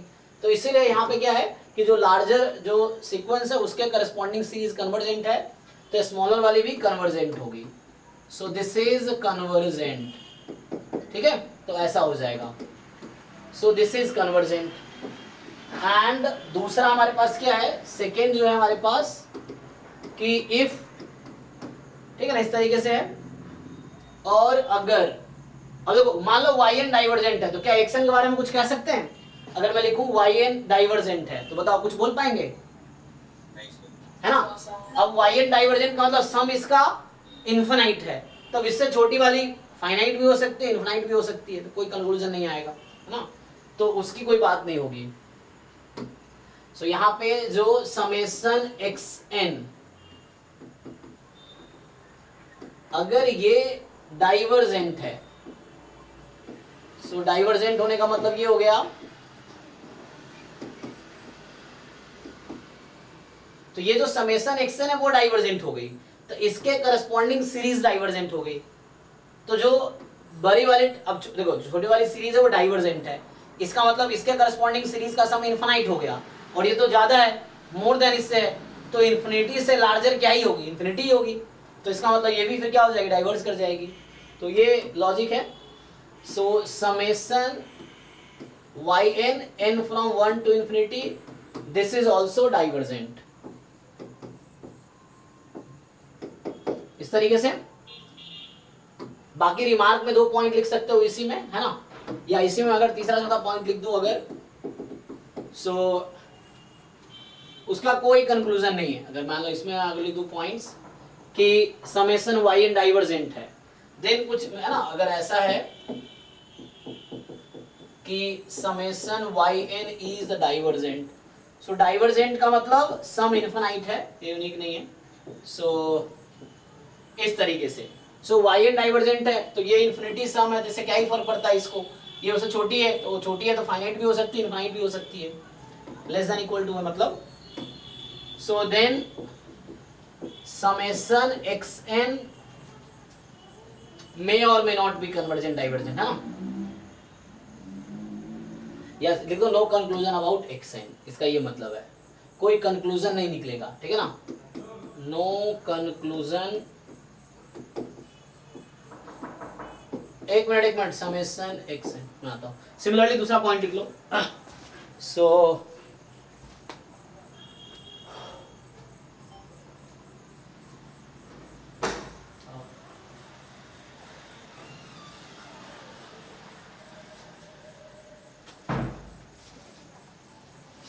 ठीक है, तो यहां से क्या होगी, फोर्थ पॉइंट जो है हमारे पास, सो जो हमारे पास फोर्थ पॉइंट है वो ये है कि इफ आपका जो सीरीज xn है दिस इज कन्वर्जेंट। अब मान लो ये सीरीज xn कन्वर्जेंट है, इस पर सीरीज लगाया तो इसका सम मतलब फाइनाइट है, तो yn ज्यादा है तो वो फाइनाइट भी हो सकती है, इनफाइनाइट भी हो सकती है, कोई गारंटी तो है नहीं। तो इसीलिए then no conclusion about series yn। ठीक है, सो एक बार देख लो, कुछ डाउट है तो बताओ। ये हो गया कंपैरिजन टेस्ट। ठीक है, ये कंपैरिजन टेस्ट है, लिमिट कंपैरिजन टेस्ट अलग है। So this is comparison test.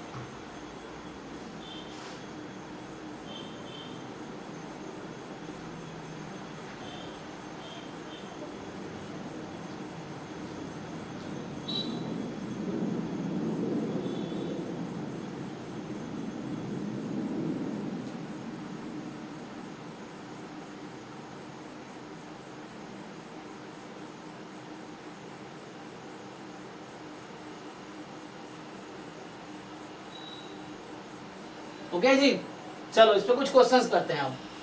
देखो, जैसे एक क्वेश्चन कुछ टाइम पहले मैंने लिखा था, सीरीज साइन 1/n, इसके बारे में मुझे बात करनी है।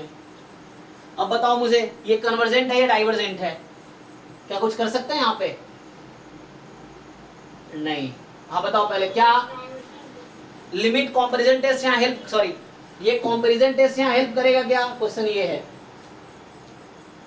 ट्राई करो, क्या कैसे कर सकते हो आप? अब कुछ लोग ऐसा सोच सकते हैं कि सर साइन x की value less than equal to क्या होती है 1, तो उससे कोई हेल्प तो होगा नहीं। इवन x भी कर लोगे, sine x less than equal to x होता है ना, जो साइन x का ग्राफ है ये भी होता है ना, तो उससे भी कोई वो नहीं होगा अगर तुम sine x less than equal to 1। हाँ सर अगर इसमें मोनोपोलियन से मल्टीप्लाई और डिवाइड कर दिया जाए, ओके, फिर सर तो वो सीक्वेंस हो जाएंगे। उसके बाद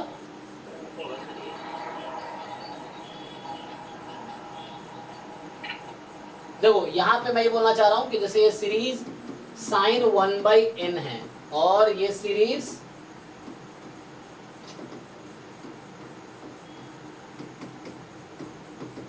यहाँ मैं कॉम्पिटिशन टेस्ट यूज करना चाह रहा हूँ। सो ये तो इसका सम इंफिनिटी है, तो क्या मैं इसके बारे में कुछ बोल सकता हूँ? मुझे पता है ये इंफिनिटी है सम इसका, हाँ है ना? कुछ बोल सकते हैं क्या इसके बारे में? नहीं, क्योंकि अब ये इंफिनिटी है तो इससे छोटी इंफिनिटी भी हो सकती है या फाइनाइट भी हो सकती है, तो हम यहाँ कुछ कंक्लूजन नहीं दे सकते एक्चुअली। तो यहाँ पे अभी जो कंपैरिजन टेस्ट है ना, दो तरह से तुम यूज कर सकते हो। लेस देन, ये यहाँ इनक्वालिटी मैंने यूज किया है कि साइन x जो है less than equal to x होती है, स्पेशली मैं बात कर रहा हूँ जब x मोर देन 0 है उसके लिए। ठीक है, सो ये इनइक्वालिटी एक है जो आगे भी तुम्हें हेल्प करेगी।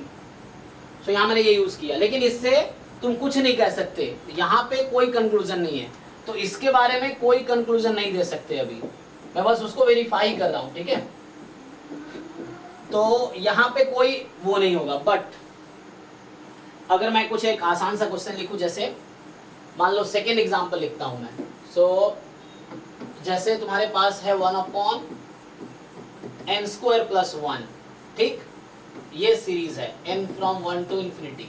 सो अब आप ये सोच सकते हो कि n² + 1 और 1/n², इन दोनों के बीच में क्या रिलेशन है जी? यहाँ क्या लिखूं मैं बीच में? लेस देन इक्वल टू, क्योंकि जिसका डिनोमिनेटर ज्यादा है उसकी वैल्यू कम होगी, तो इस तरह से है। बट अब सोच सकते हो आप, ओके तो इसका मतलब ये है कि अगर मैं इसमें बात करूं n² + 1 less than equal to summation 1/n², n from 1 to infinity। So मुझे इसके बारे में p टेस्ट से पता है, ठीक है ना, मुझे इसके बारे में क्या पता है, पी टेस्ट से पता है, तो ये वैल्यू होती है फाइनाइट, दिस इज फाइनाइट, मुझे इसके बारे में पता है कि ये सीरीज फाइनाइट है और ये इससे छोटी है तो ये भी फाइनाइट होगी, तो यहाँ कंपैरिजन टेस्ट यूज हो जाएगा, ठीक है ना। सो आप देखोगे कि ओके सिंस, अगर मैं लिखूं तो यहाँ होगा since series 1/n² n from 1 this is convergent, तो ये इंप्लाई करेगा देयरफॉर कि ये इंप्लाई करेगा ओके चूंकि लार्जर सीरीज कन्वर्जेंट है तो स्मॉलर वाली कन्वर्जेंट होगी, क्योंकि वैल्यू फाइनाइट है तो फाइनाइट से कम क्या होगी, फाइनाइट ही होगी। तो इसका मतलब ये हुआ कि समेशन 1/n² + 1, ठीक है, दिस इज कन्वर्जेंट, सो ये आपके पास कन्वर्जेंट होगी, ओके। तो ऐसा कर सकते हैं आप लोग।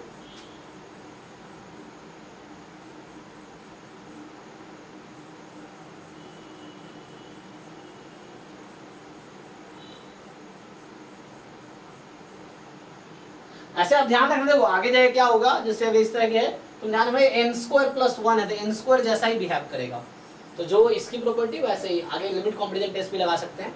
तो इस पे हम लोग लिमिट कंपैरिजन टेस्ट लगाएंगे अभी आगे, कंपैरिजन टेस्ट नहीं लिमिट कंपैरिजन टेस्ट यूज करेंगे।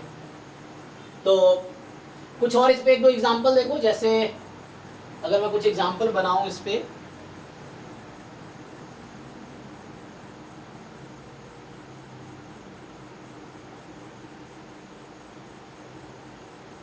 हाँ जैसे मान लो दूसरा एग्जांपल है जी, सर वो स्लाइड का दिखाओ ना एक बार। कौन सा लाइन, पिछला स्लाइड, हाँ ये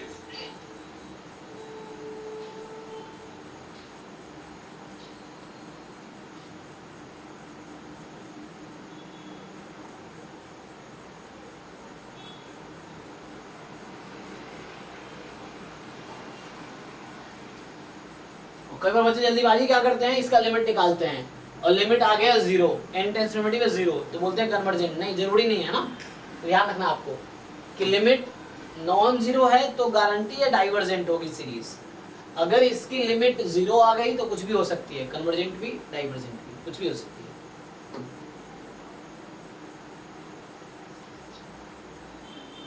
हो गए। ओके हाँ, नेक्स्ट जो एग्जांपल मैं आपको देना चाहता हूँ वो ये है, मान लो जैसे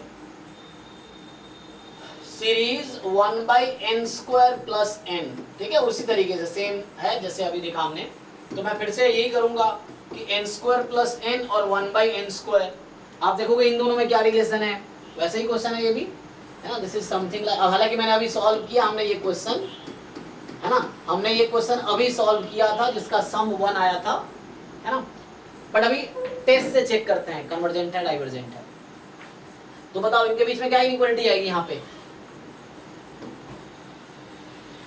क्या लिखूं, so again less than equal to, and we know that summation 1/n² n from 1 to infinity is convergent, कैसे, बाय पी टेस्ट, है ना, जो पी टेस्ट है उसको यूज करके ये कन्वर्जेंट है, तो हेंस यूजिंग कंपैरिजन टेस्ट, तो ये फाइनाइट है इसके करस्पॉन्डिंग, तो वो लेस देन फाइनाइट ही होगी, तो summation 1/n² + n,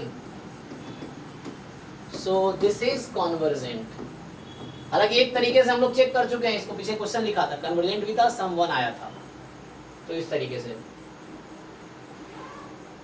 partial fraction करके किया था हमने, तो वैसे लगा सकते हो आप। ये अभी चल रहा है कंपैरिजन टेस्ट, है ना, सो ये वाला है आपका कंपैरिजन टेस्ट। अब आगे आते एक और देख लेते हैं, लिमिट कंपैरिजन टेस्ट, फिर सो ये सिंपली कंपैरिजन टेस्ट था। अब थ्योरेटिकल क्वेश्चन भी कई बार आ जाता है इस पे, तो आपको स्टेटमेंट याद होने चाहिए, जैसे जो भी मैं स्पेशली रिकमेंड करता हूँ, जब आपको पास कोई खाली टाइम हो, जब आपको पढ़ने ज़्यादा मन ना करे, तो सिलेबस उठाओ और खुद से क्वेश्चन पूछना शुरू कर दो। जैसे मान लो आप सीक्वेंस सीरीज ही आप देखोगे तो आप खुद से पूछ सकते हो ना कि ये जो टर्म्स हैं, क्योंकि इसमें मैं एक एक टर्म देखता हूँ, कोई टर्म छूट ना जाए, तो आपको क्या करना, आपको देखना है, जैसे अभी मैं क्या डिस्कस कर रहा हूँ। सो अभी जो मैंने स्टार्ट किया है कि हमने आज कहाँ से स्टार्ट किया है, यहाँ से, कि इनफाइनाइट सीरीज क्या है, उसके कन्वर्जेंस का क्या मीनिंग है, तो सम फाइनाइट होगा तो कन्वर्जेंट है, फाइनाइट नहीं है तो डाइवर्जेंट है। फिर उन्हें पार्शियल सम के हिसाब से भी डिस्कस किया, सो है ना, तो पार्शियल सम के साथ डिस्कस किया कि पार्शियल सम की लिमिट फाइनाइट है तो सीरीज की सम फाइनाइट है, पार्शियल सम की लिमिट इनफाइनाइट है, सीरीज की सम इनफाइनाइट है। तो पार्शियल सम की लिमिट मतलब sequence of partial sum is convergent if and only series is convergent, ये डिस्कस किया था इसमें हमने। उसके बाद हमने ये discuss convergence of series with non negative terms. तो इसका मेनली वही है कि लाइक अब इसमें देखना है कन्वर्जेंट कब होगी, तो वो हम लोग कुछ देख रहे थे ना, कुछ फॉर्मूला देख सकते हो कन्वर्जेंस विद नॉन नेगेटिव, मतलब कोई भी एक सीरीज दे दिया तो how will you check the convergence, तो या तो तुम सीक्वेंस ऑफ पार्शियल सम से देख लो, है ना, उस तरीके से यू कैन चेक। अब यहाँ पे क्या है, test of convergence and divergence of a series. तो मेनली इसमें वही है कि अभी मैं बात कर रहा था कि लाइक मतलब डिफरेंट टेस्ट देखने हैं आपको, जैसे अभी हमने क्या देखा, एनस्ट्रॉम टेस्ट हो गया, जैसे कॉशी क्राइटेरिया था, या हमने एक और कौन सा टेस्ट देखा था, लिमिट कंपैरिजन टेस्ट से पहले क्या देखा, मतलब कंपैरिजन टेस्ट से पहले क्या देखा था, पी टेस्ट, पी टेस्ट या पी सीरीज था। तो इस तरह से कुछ आपको देखने हैं। और अभी से कंपैरिजन, अभी हमने ये डिस्कस किया है व्हाट इज कंपैरिजन टेस्ट, है ना। देख जैसे वही बोला, खाली टाइम हो जब नहीं ज़्यादा पढ़ने हो तो सिलेबस उठाओ, सिलेबस तो प्रिंट करके अपने सामने टेबल पे जैसे भी तुम पढ़ते हो जहाँ भी होना चाहिए तुम्हारे पास सिलेबस एक्चुअली, ताकि तुम रोज सिलेबस देखते रहो, हर वर्ड का डेफिनेशन, उससे रिलेटेड कॉन्सेप्ट तुम बार बार याद कर सकते हो, ध्यान रख सकते हो इसका ये मतलब, इसका ये मतलब, है ना। मतलब जरूर हर बार लिख के ही पढ़ना है, तुम ऐसे भी सिलेबस सामने रख के तुम खुद से पूछ सकते हो क्वेश्चंस कि ये क्या होता है, ये क्या होता है, ये क्या होता है ना, उस तरह से रिवाइज होता रहेगा कॉन्सेप्ट तुम्हारा। सो इस तरीके से एक एक वर्ड क्लियर होने चाहिए एक्चुअली। तो अभी कंपैरिजन टेस्ट देखा, what is the limit comparison test, तो उसको डिफाइन करते हैं। फिर एंड में जब ये टॉपिक कंप्लीट होगा, मान लो पूरा कंप्लीट कर दिया, तो अब इस पे बेस्ड जितने क्वेश्चंस हैं वो सॉल्व करके देखेंगे। और एक बार तुम पीवाईक्यू पूरा सॉल्व कर लिया अच्छे से ना, तो एक बार में नहीं होगा, तुमको कम से कम 2 3 4 5 बार सॉल्व करना पड़ेगा। एक बार तुम्हें लगेगा तुम्हें सब आ गया, लेकिन ऐसा नहीं, फ्रीक्वेंटली एक क्वेश्चन अगर कोई दे दे ऐसे नहीं, तुम हो सकता है कि ना कर पाओ। तुम्हें अगर बार बार तुमने सॉल्व कर लिया तुम कॉन्फिडेंट हो जाओगे, यस, तो तुम उस लेवल तक का तुम्हारा कॉन्सेप्ट समझ आ गया। बाकी तुम बुक से क्वेश्चन यूं ही कर लोगे इसके बाद, और इस तरह से। या अभी जो हम असाइनमेंट्स आपको डिफरेंट बना रहे हैं उस पैटर्न पे, हालांकि असाइनमेंट बहुत सारे ड्राइव में ऑलरेडी है, तुम देखो सॉल्व भी नहीं कर पाओगे, इतने हजारों लाखों क्वेश्चन वहाँ पे है, जो कि कुछ सब्जेक्टिव्स हैं, डिफरेंट एग्जाम्स के हैं, लेकिन हम लोग जैम पैटर्न पे उसको फ्रेम करके अभी बन रहा है क्वेश्चंस, और अपलोड हुए भी है और हो भी रहे हैं ड्राइव में। तुम ड्राइव में डिफरेंट फोल्डर चेक कर सकते हो, स्पेशली जो पीवाईक्यू है ना नाम का एक फोल्डर है, पीवाईक्यू असाइनमेंट या नॉन पीवाईक्यू असाइनमेंट, उसको ट्राई कर सकते हो। अगर ऐसे करता हूँ, बुक्स भी बहुत सारी है। तो नेक्स्ट देखते हैं लिमिट कंपैरिजन टेस्ट क्या है। So what is limit comparison, comparison test में था कि an less than equal to bn है, तो bn कन्वर्जेंट है सीरीज, तो an सीरीज कन्वर्जेंट होगी, या an सीरीज डाइवर्जेंट है तो bn सीरीज डाइवर्जेंट होगी, ये दो कंक्लूजन था। अब आपके पास है limit comparison test, limit comparison test. Okay, so बताइए जी, लिमिट कंपैरिजन टेस्ट क्या कहता है? लिमिट कंपैरिजन टेस्ट क्या कहता है?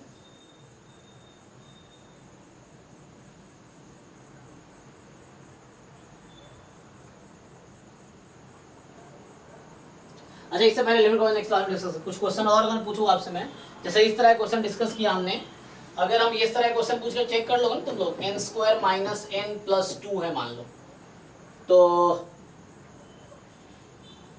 इस सब टेस्ट कर पाओगे कन्वर्जेंट डाइवर्जेंस के बारे में, या +1 ले लो, तो इसके लिए लिमिट कंपैरिजन टेस्ट की जरूरत पड़ेगी।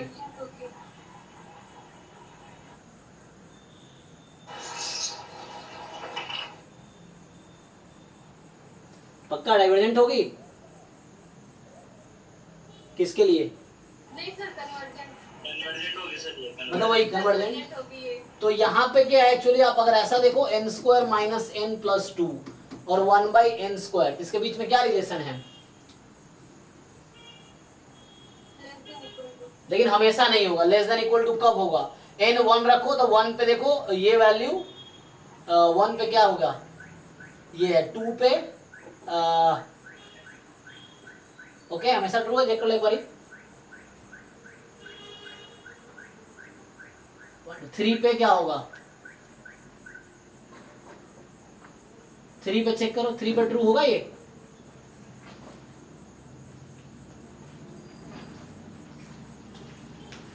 बड़ी ट्रू नहीं है। अगर तुम n को मान लो n को 4 रख के देखो क्या आंसर आएगा। यहाँ 1/16 है और यहाँ पे क्या होगा 16 - 4 + 2 14।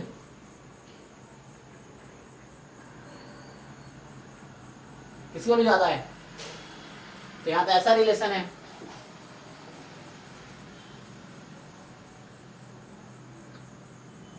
सोचो, तो यहाँ पे तुम वो अप्लाई नहीं कर पाओगे। कंपैरिजन टेस्ट चेक करो, ये रिलेशन नहीं है ना। ये कब है, ये एक्चुअली तब है जब तुम्हारे पास, ये तब है जब n की वैल्यू जस्ट 1 या 2 है। आई थिंक चेक करो, 3 के लिए फिर फेल हो जाएगा। तुम 3 रख के देखो तो 1/9 + 3 12 - 3 9 हो जाएगा 1/9। चलो 3 के लिए भी ओके हो जाएगा। लेकिन इसके बाद ऐसा रिलेशनशिप है जब n की वैल्यू 3 से ज्यादा है तो n more than equal to 3। लेकिन जब भी हम सीरीज या सीक्वेंस के कन्वर्जेंट की बात करते हो लार्ज n के रेस्पेक्ट में अलग बात करते हैं हम लोग, है ना। फाइनाइट टर्म का सम कर लेंगे तो यहाँ पे तुम अगर देखोगे तो ये हेल्पफुल होगा हमारे लिए, ये नहीं, क्योंकि n है ना, n 3 से ज्यादा है। मतलब तुम 2 टर्म का सम निकाल के छोड़ भी सकते हो। जैसे इसको तुम अगर लिखो n फ्रॉम 1 to ∞ ही है तो 1 रखने पे क्या आ जाएगी 1/2, 2 रखने पे क्या आ जाएगी 4 - 2 + 2, सो 4, और बाकी यहाँ पे ये लिख लो 3 से ∞, ऐसा लिख लो। मान लो ऐसा है, हाँ बोलो, ठीक है ना। ये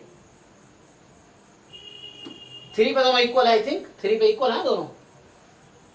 सर ये जो ऊपर वाला सर 3 पे क्या होगा, सर ऊपर वाला सर 1 और 2 पे ही रहेगा। अच्छा 2 पे जाएगा। एक मिनट, ये 1 और 2 पे ही सही है। 1/9 है और यहाँ 3 रखेंगे तो, एक मिनट, 3 रखेंगे तो -1 हो जाएगा। 9 में से 2 है ना, 11 में 8 हो जाएगा। 1/8 जो है ज्यादा हो जाएगा। ओके सॉरी, ये 1 2 तक ही है और ये मोर देन इक्वल टू 3 के लिए है ना।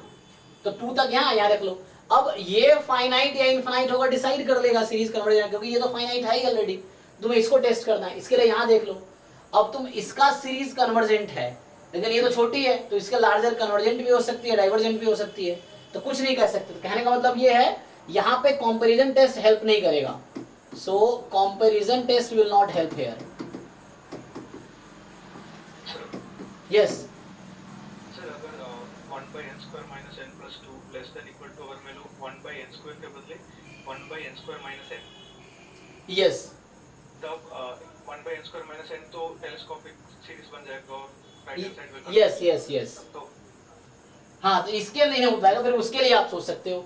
सो अगर आप न्यू है ना, new approach if you try, so you can try new approach. Okay, so we can try this way. So इस ये हेल्प नहीं करेगा यहाँ पे। So now you can think of, yes, so n² - n + 2 है, n² - n है, तो denominator ज्यादा, वैल्यू कम हो जाएगी। So this will hold again. अब इसके बारे में अगर आप ऑलरेडी जानते हो कि ये जो सीरीज है 1/n² - n, this is 1/n × n - 1। सो यहाँ एक्चुअली 2 से स्टार्ट करना पड़ेगा इसको। यहाँ n more than equal to 2 लेना पड़ेगा आपको, है ना, क्योंकि 1 पे ये 0 हो जाएगी डिनोमिनेटर में। सर p टेस्ट से भी तो सर ये कन्वर्जेंट हो रही है सर। अगर n² कॉमन ले लें तो हाँ, n² कॉमन लेंगे तो बाकी टर्म कहाँ पे जाएगी, कर सकते हैं वो भी आप। हालांकि वो लिमिट कंपैरिजन टेस्ट में जनरली करते हैं, वो भी ठीक है। आप सिंपली लीडिंग टर्म देख सकते हैं तो p टेस्ट से कन्वर्जेंट हो जाएगा।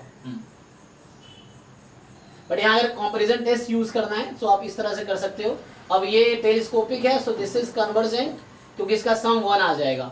या 2 से स्टार्ट है तो कहीं ना कहीं 1 है ना 2 या 1, देख लो क्या आता है, तो उसके हिसाब से कन्वर्जेंट होगा। तो उसमें फिर ये कन्वर्जेंट कर सकते हो। तो ये कन्वर्जेंट है, सो आपका ये कन्वर्जेंट हो जाएगा। So you can try different approach, कोई प्रॉब्लम नहीं है। So this is convergent. So इसके रेस्पेक्ट में हेल्प करेगा, इसके रेस्पेक्ट में हेल्प नहीं करेगा ये, ठीक है ना, यहाँ पे। सो ये एक्चुअली हेल्प नहीं करेगा। ठीक है, एक और क्वेश्चन लिखो। जैसे मान लो है एक क्वेश्चन है आपके पास, समेशन 1/n फैक्टोरियल, इस पे लगाओ कंपैरिजन टेस्ट।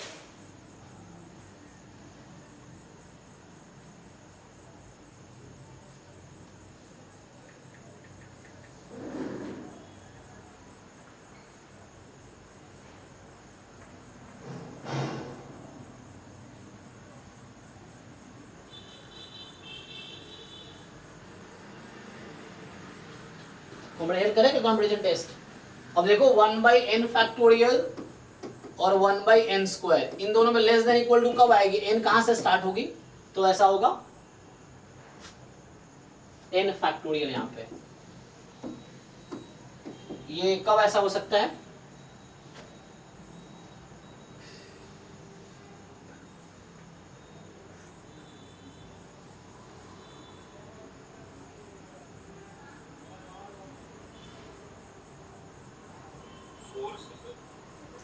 फोर पे यहाँ हो जाएगा 16 और यहाँ पे 24, यहाँ 25, फिर यहाँ पे 120, सो ये मोर देन इक्वल टू 4 होगा, तो उसमें कोई प्रॉब्लम नहीं है। जैसे आपको मैं बस एक देखो तरीका फिर से कराऊँ, एक क्वेश्चन करने के 1000 तरीके हो सकते हैं, ये वन ऑफ द अप्रोच है, यही एग्जाम में यही लगाना है आपको, बस समझना है कॉम्पिटिशन टेस्ट में कैसे यूज कर रहा हूँ, बस ये समझना है।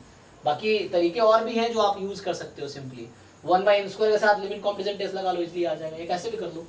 तो यहाँ पे पहले 4 टर्म को आप ऐसे ही छोड़ सकते हो, 1/1 फैक्टोरियल, 1/2, 1/3 फैक्टोरियल, अब यहाँ पे ले लो n बराबर 4 to infinity। अब इसके बारे में मैं बात कर सकता हूँ, सो ये हमारे पास है, एंड जो हमारा सीरीज 1/n² है, n फ्रॉम 4 से infinity, दिस इज कन्वर्जेंट, तो इसके करस्पॉन्डिंग सीरीज कन्वर्जेंट है, so this will imply 1/n factorial n from 4 to infinity is convergent, मतलब फाइनाइट, कन्वर्जेंट मतलब सम फाइनाइट है, तो ये ऑलरेडी फाइनाइट था प्लस सम फाइनाइट नंबर, तो फाइनाइट होगा, सो this is convergent. So mainly कुछ टर्म को तुम छोड़ दो, कोई फर्क नहीं पड़ता, फर्क पड़ता है कि n वेरी लार्ज है, उस पे क्या बिहेवियर है, ठीक है ना, तो ये सीरीज एक्चुअली कन्वर्जेंट है, so this is convergent series.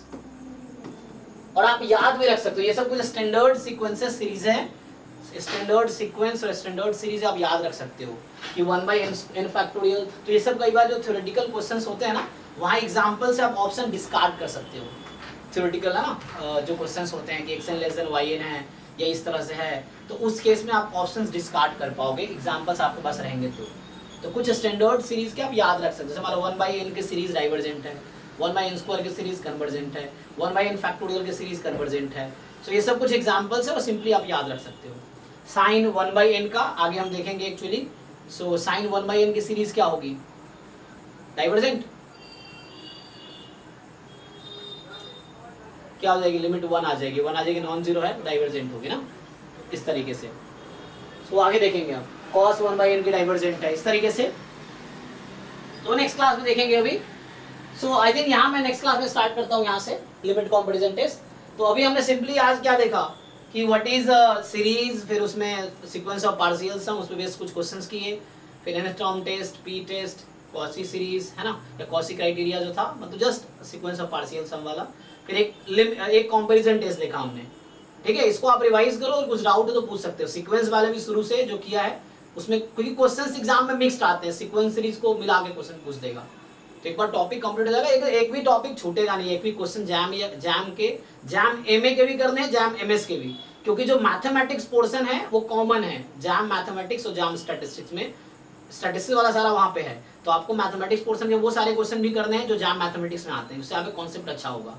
और मैथमेटिक्स पोर्शन इग्नोर करोगे तो बहुत नुकसान होगा, क्योंकि रैंक अच्छा आएगा मैथमेटिक्स पोर्शन की वजह से भी, क्योंकि मार्क्स वहाँ देख रहा नहीं, थोड़ी देख रहा है कि स्टैट में 70 में तुम कितने ले आए, वो देख रहा है 100 में कितने लाए, ये इंपॉर्टेंट है। तो आप 70 में अगर 50 करते हो मैथ्स में, मतलब अगर ट्राई करते हो 50 मान लो कम से कम अटेम्प्ट कर लेते हो, अगर मैथ्स में 30 में से अगर 20 भी अटेम्प्ट करते हो सही है ना, तो 70-80 मार्क्स के तुम सही अटेम्प्ट करके आओगे, 50-60 आ गए तो टॉप 10 रैंक में आ जाओगे, इस तरह से है। तुम 100% अटेम्प्ट करके आओ तो भी कोई दिक्कत नहीं, लेकिन टॉपिक छोड़ना नहीं कोई भी, चाहे जैम के बच्चे हो या गेट के बच्चे हो, आपको कोई टॉपिक छोड़ने की जरूरत नहीं है, आप पढ़ो पूरा, फिर एग्जाम में जो जिस टॉपिक से आसान क्वेश्चन है वो ट्राई करो पहले, मुश्किल है उसको छोड़ दो, इस तरीके से। आसान टॉपिक से भी मुश्किल क्वेश्चन आ सकते हैं, है ना, आपको टॉपिक जो आसान लग रहा होगा एग्जाम में उस पर डिफिकल्ट क्वेश्चन आ सकता है, जो टॉपिक आपको डिफिकल्ट लग रहा है उसमें एग्जाम में आसान क्वेश्चन आ सकते हैं डेफिनेशन बेस्ड। तो आप कुछ कई बार टॉपिक इंटरकनेक्टेड होते हैं, तो आप एक टॉपिक छोड़ के ही पढ़ा ही नहीं आपने, तो वो क्वेश्चन ही आपको हवा नहीं लगेगा, तो इसलिए 100% सिलेबस कवर करो, 100%, एक भी टॉपिक नहीं छोड़ना, क्योंकि एग्जाम में 3-4 टॉपिक मिला के एक क्वेश्चन बना देगा, तो वहाँ प्रॉब्लम होगी आपको अगर आप सिलेबस कोई टॉपिक छोड़ दिए तो। जैसे कुछ स्टैट्स वाले बच्चे कहते हैं सर मैथ्स पोर्शन का 30% ही है, क्या ही जरूरत इतना करने का, नहीं बहुत जरूरत है, क्योंकि वो मैथ में भी हेल्प करेगा आपको, मतलब मैथ्स पोर्शन स्टैट्स में भी जो कैलकुलेशन जहाँ पे होंगे, एमएलई निकालना है, वहाँ मैक्सिमा निकालना पड़ता है, तो वहाँ भी पूरा मैक्सिमा मिनिमा यूज होता है एमएलई में, इस तरह से तो आपको कैलकुलेशन वहाँ करने ही पड़ेंगे, इसलिए इग्नोर नहीं करना है, ठीक है। बाकी 100% सिलेबस, 100% पीवाईक्यू, ये तो करना ही है तुम्हें। और उसके बाद जितने अनसॉल्व क्वेश्चन कर सकते हो, हजारों बुक्स दुनिया में है, उसके क्वेश्चन ट्राई करो। ड्राइव पे हजारों क्वेश्चन से अभी असाइनमेंट्स बन रहे हैं, बहुत सारे मिलेंगे तुम्हें।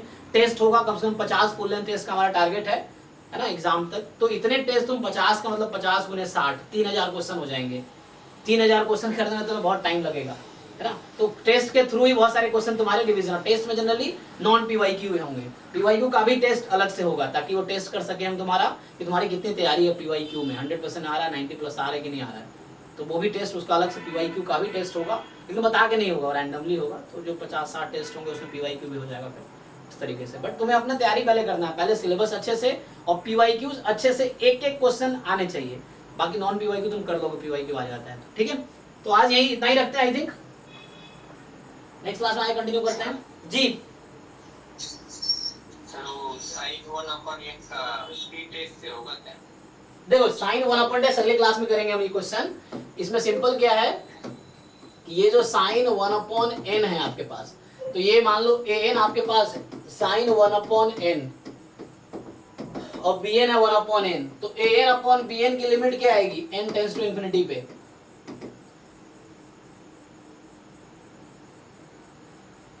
बताओ भाई, an 1 आएगी, 1 मोर देन 0 है। और इसकी सीरीज क्या होती है, कन्वर्जेंट या डाइवर्जेंट? तो ये भी डाइवर्जेंट होगी बाय लिमिट कंपैरिजन टेस्ट, जिसका थ्योरी नेक्स्ट क्लास में देखेंगे, ठीक। सो दिस इज डाइवर्जेंट,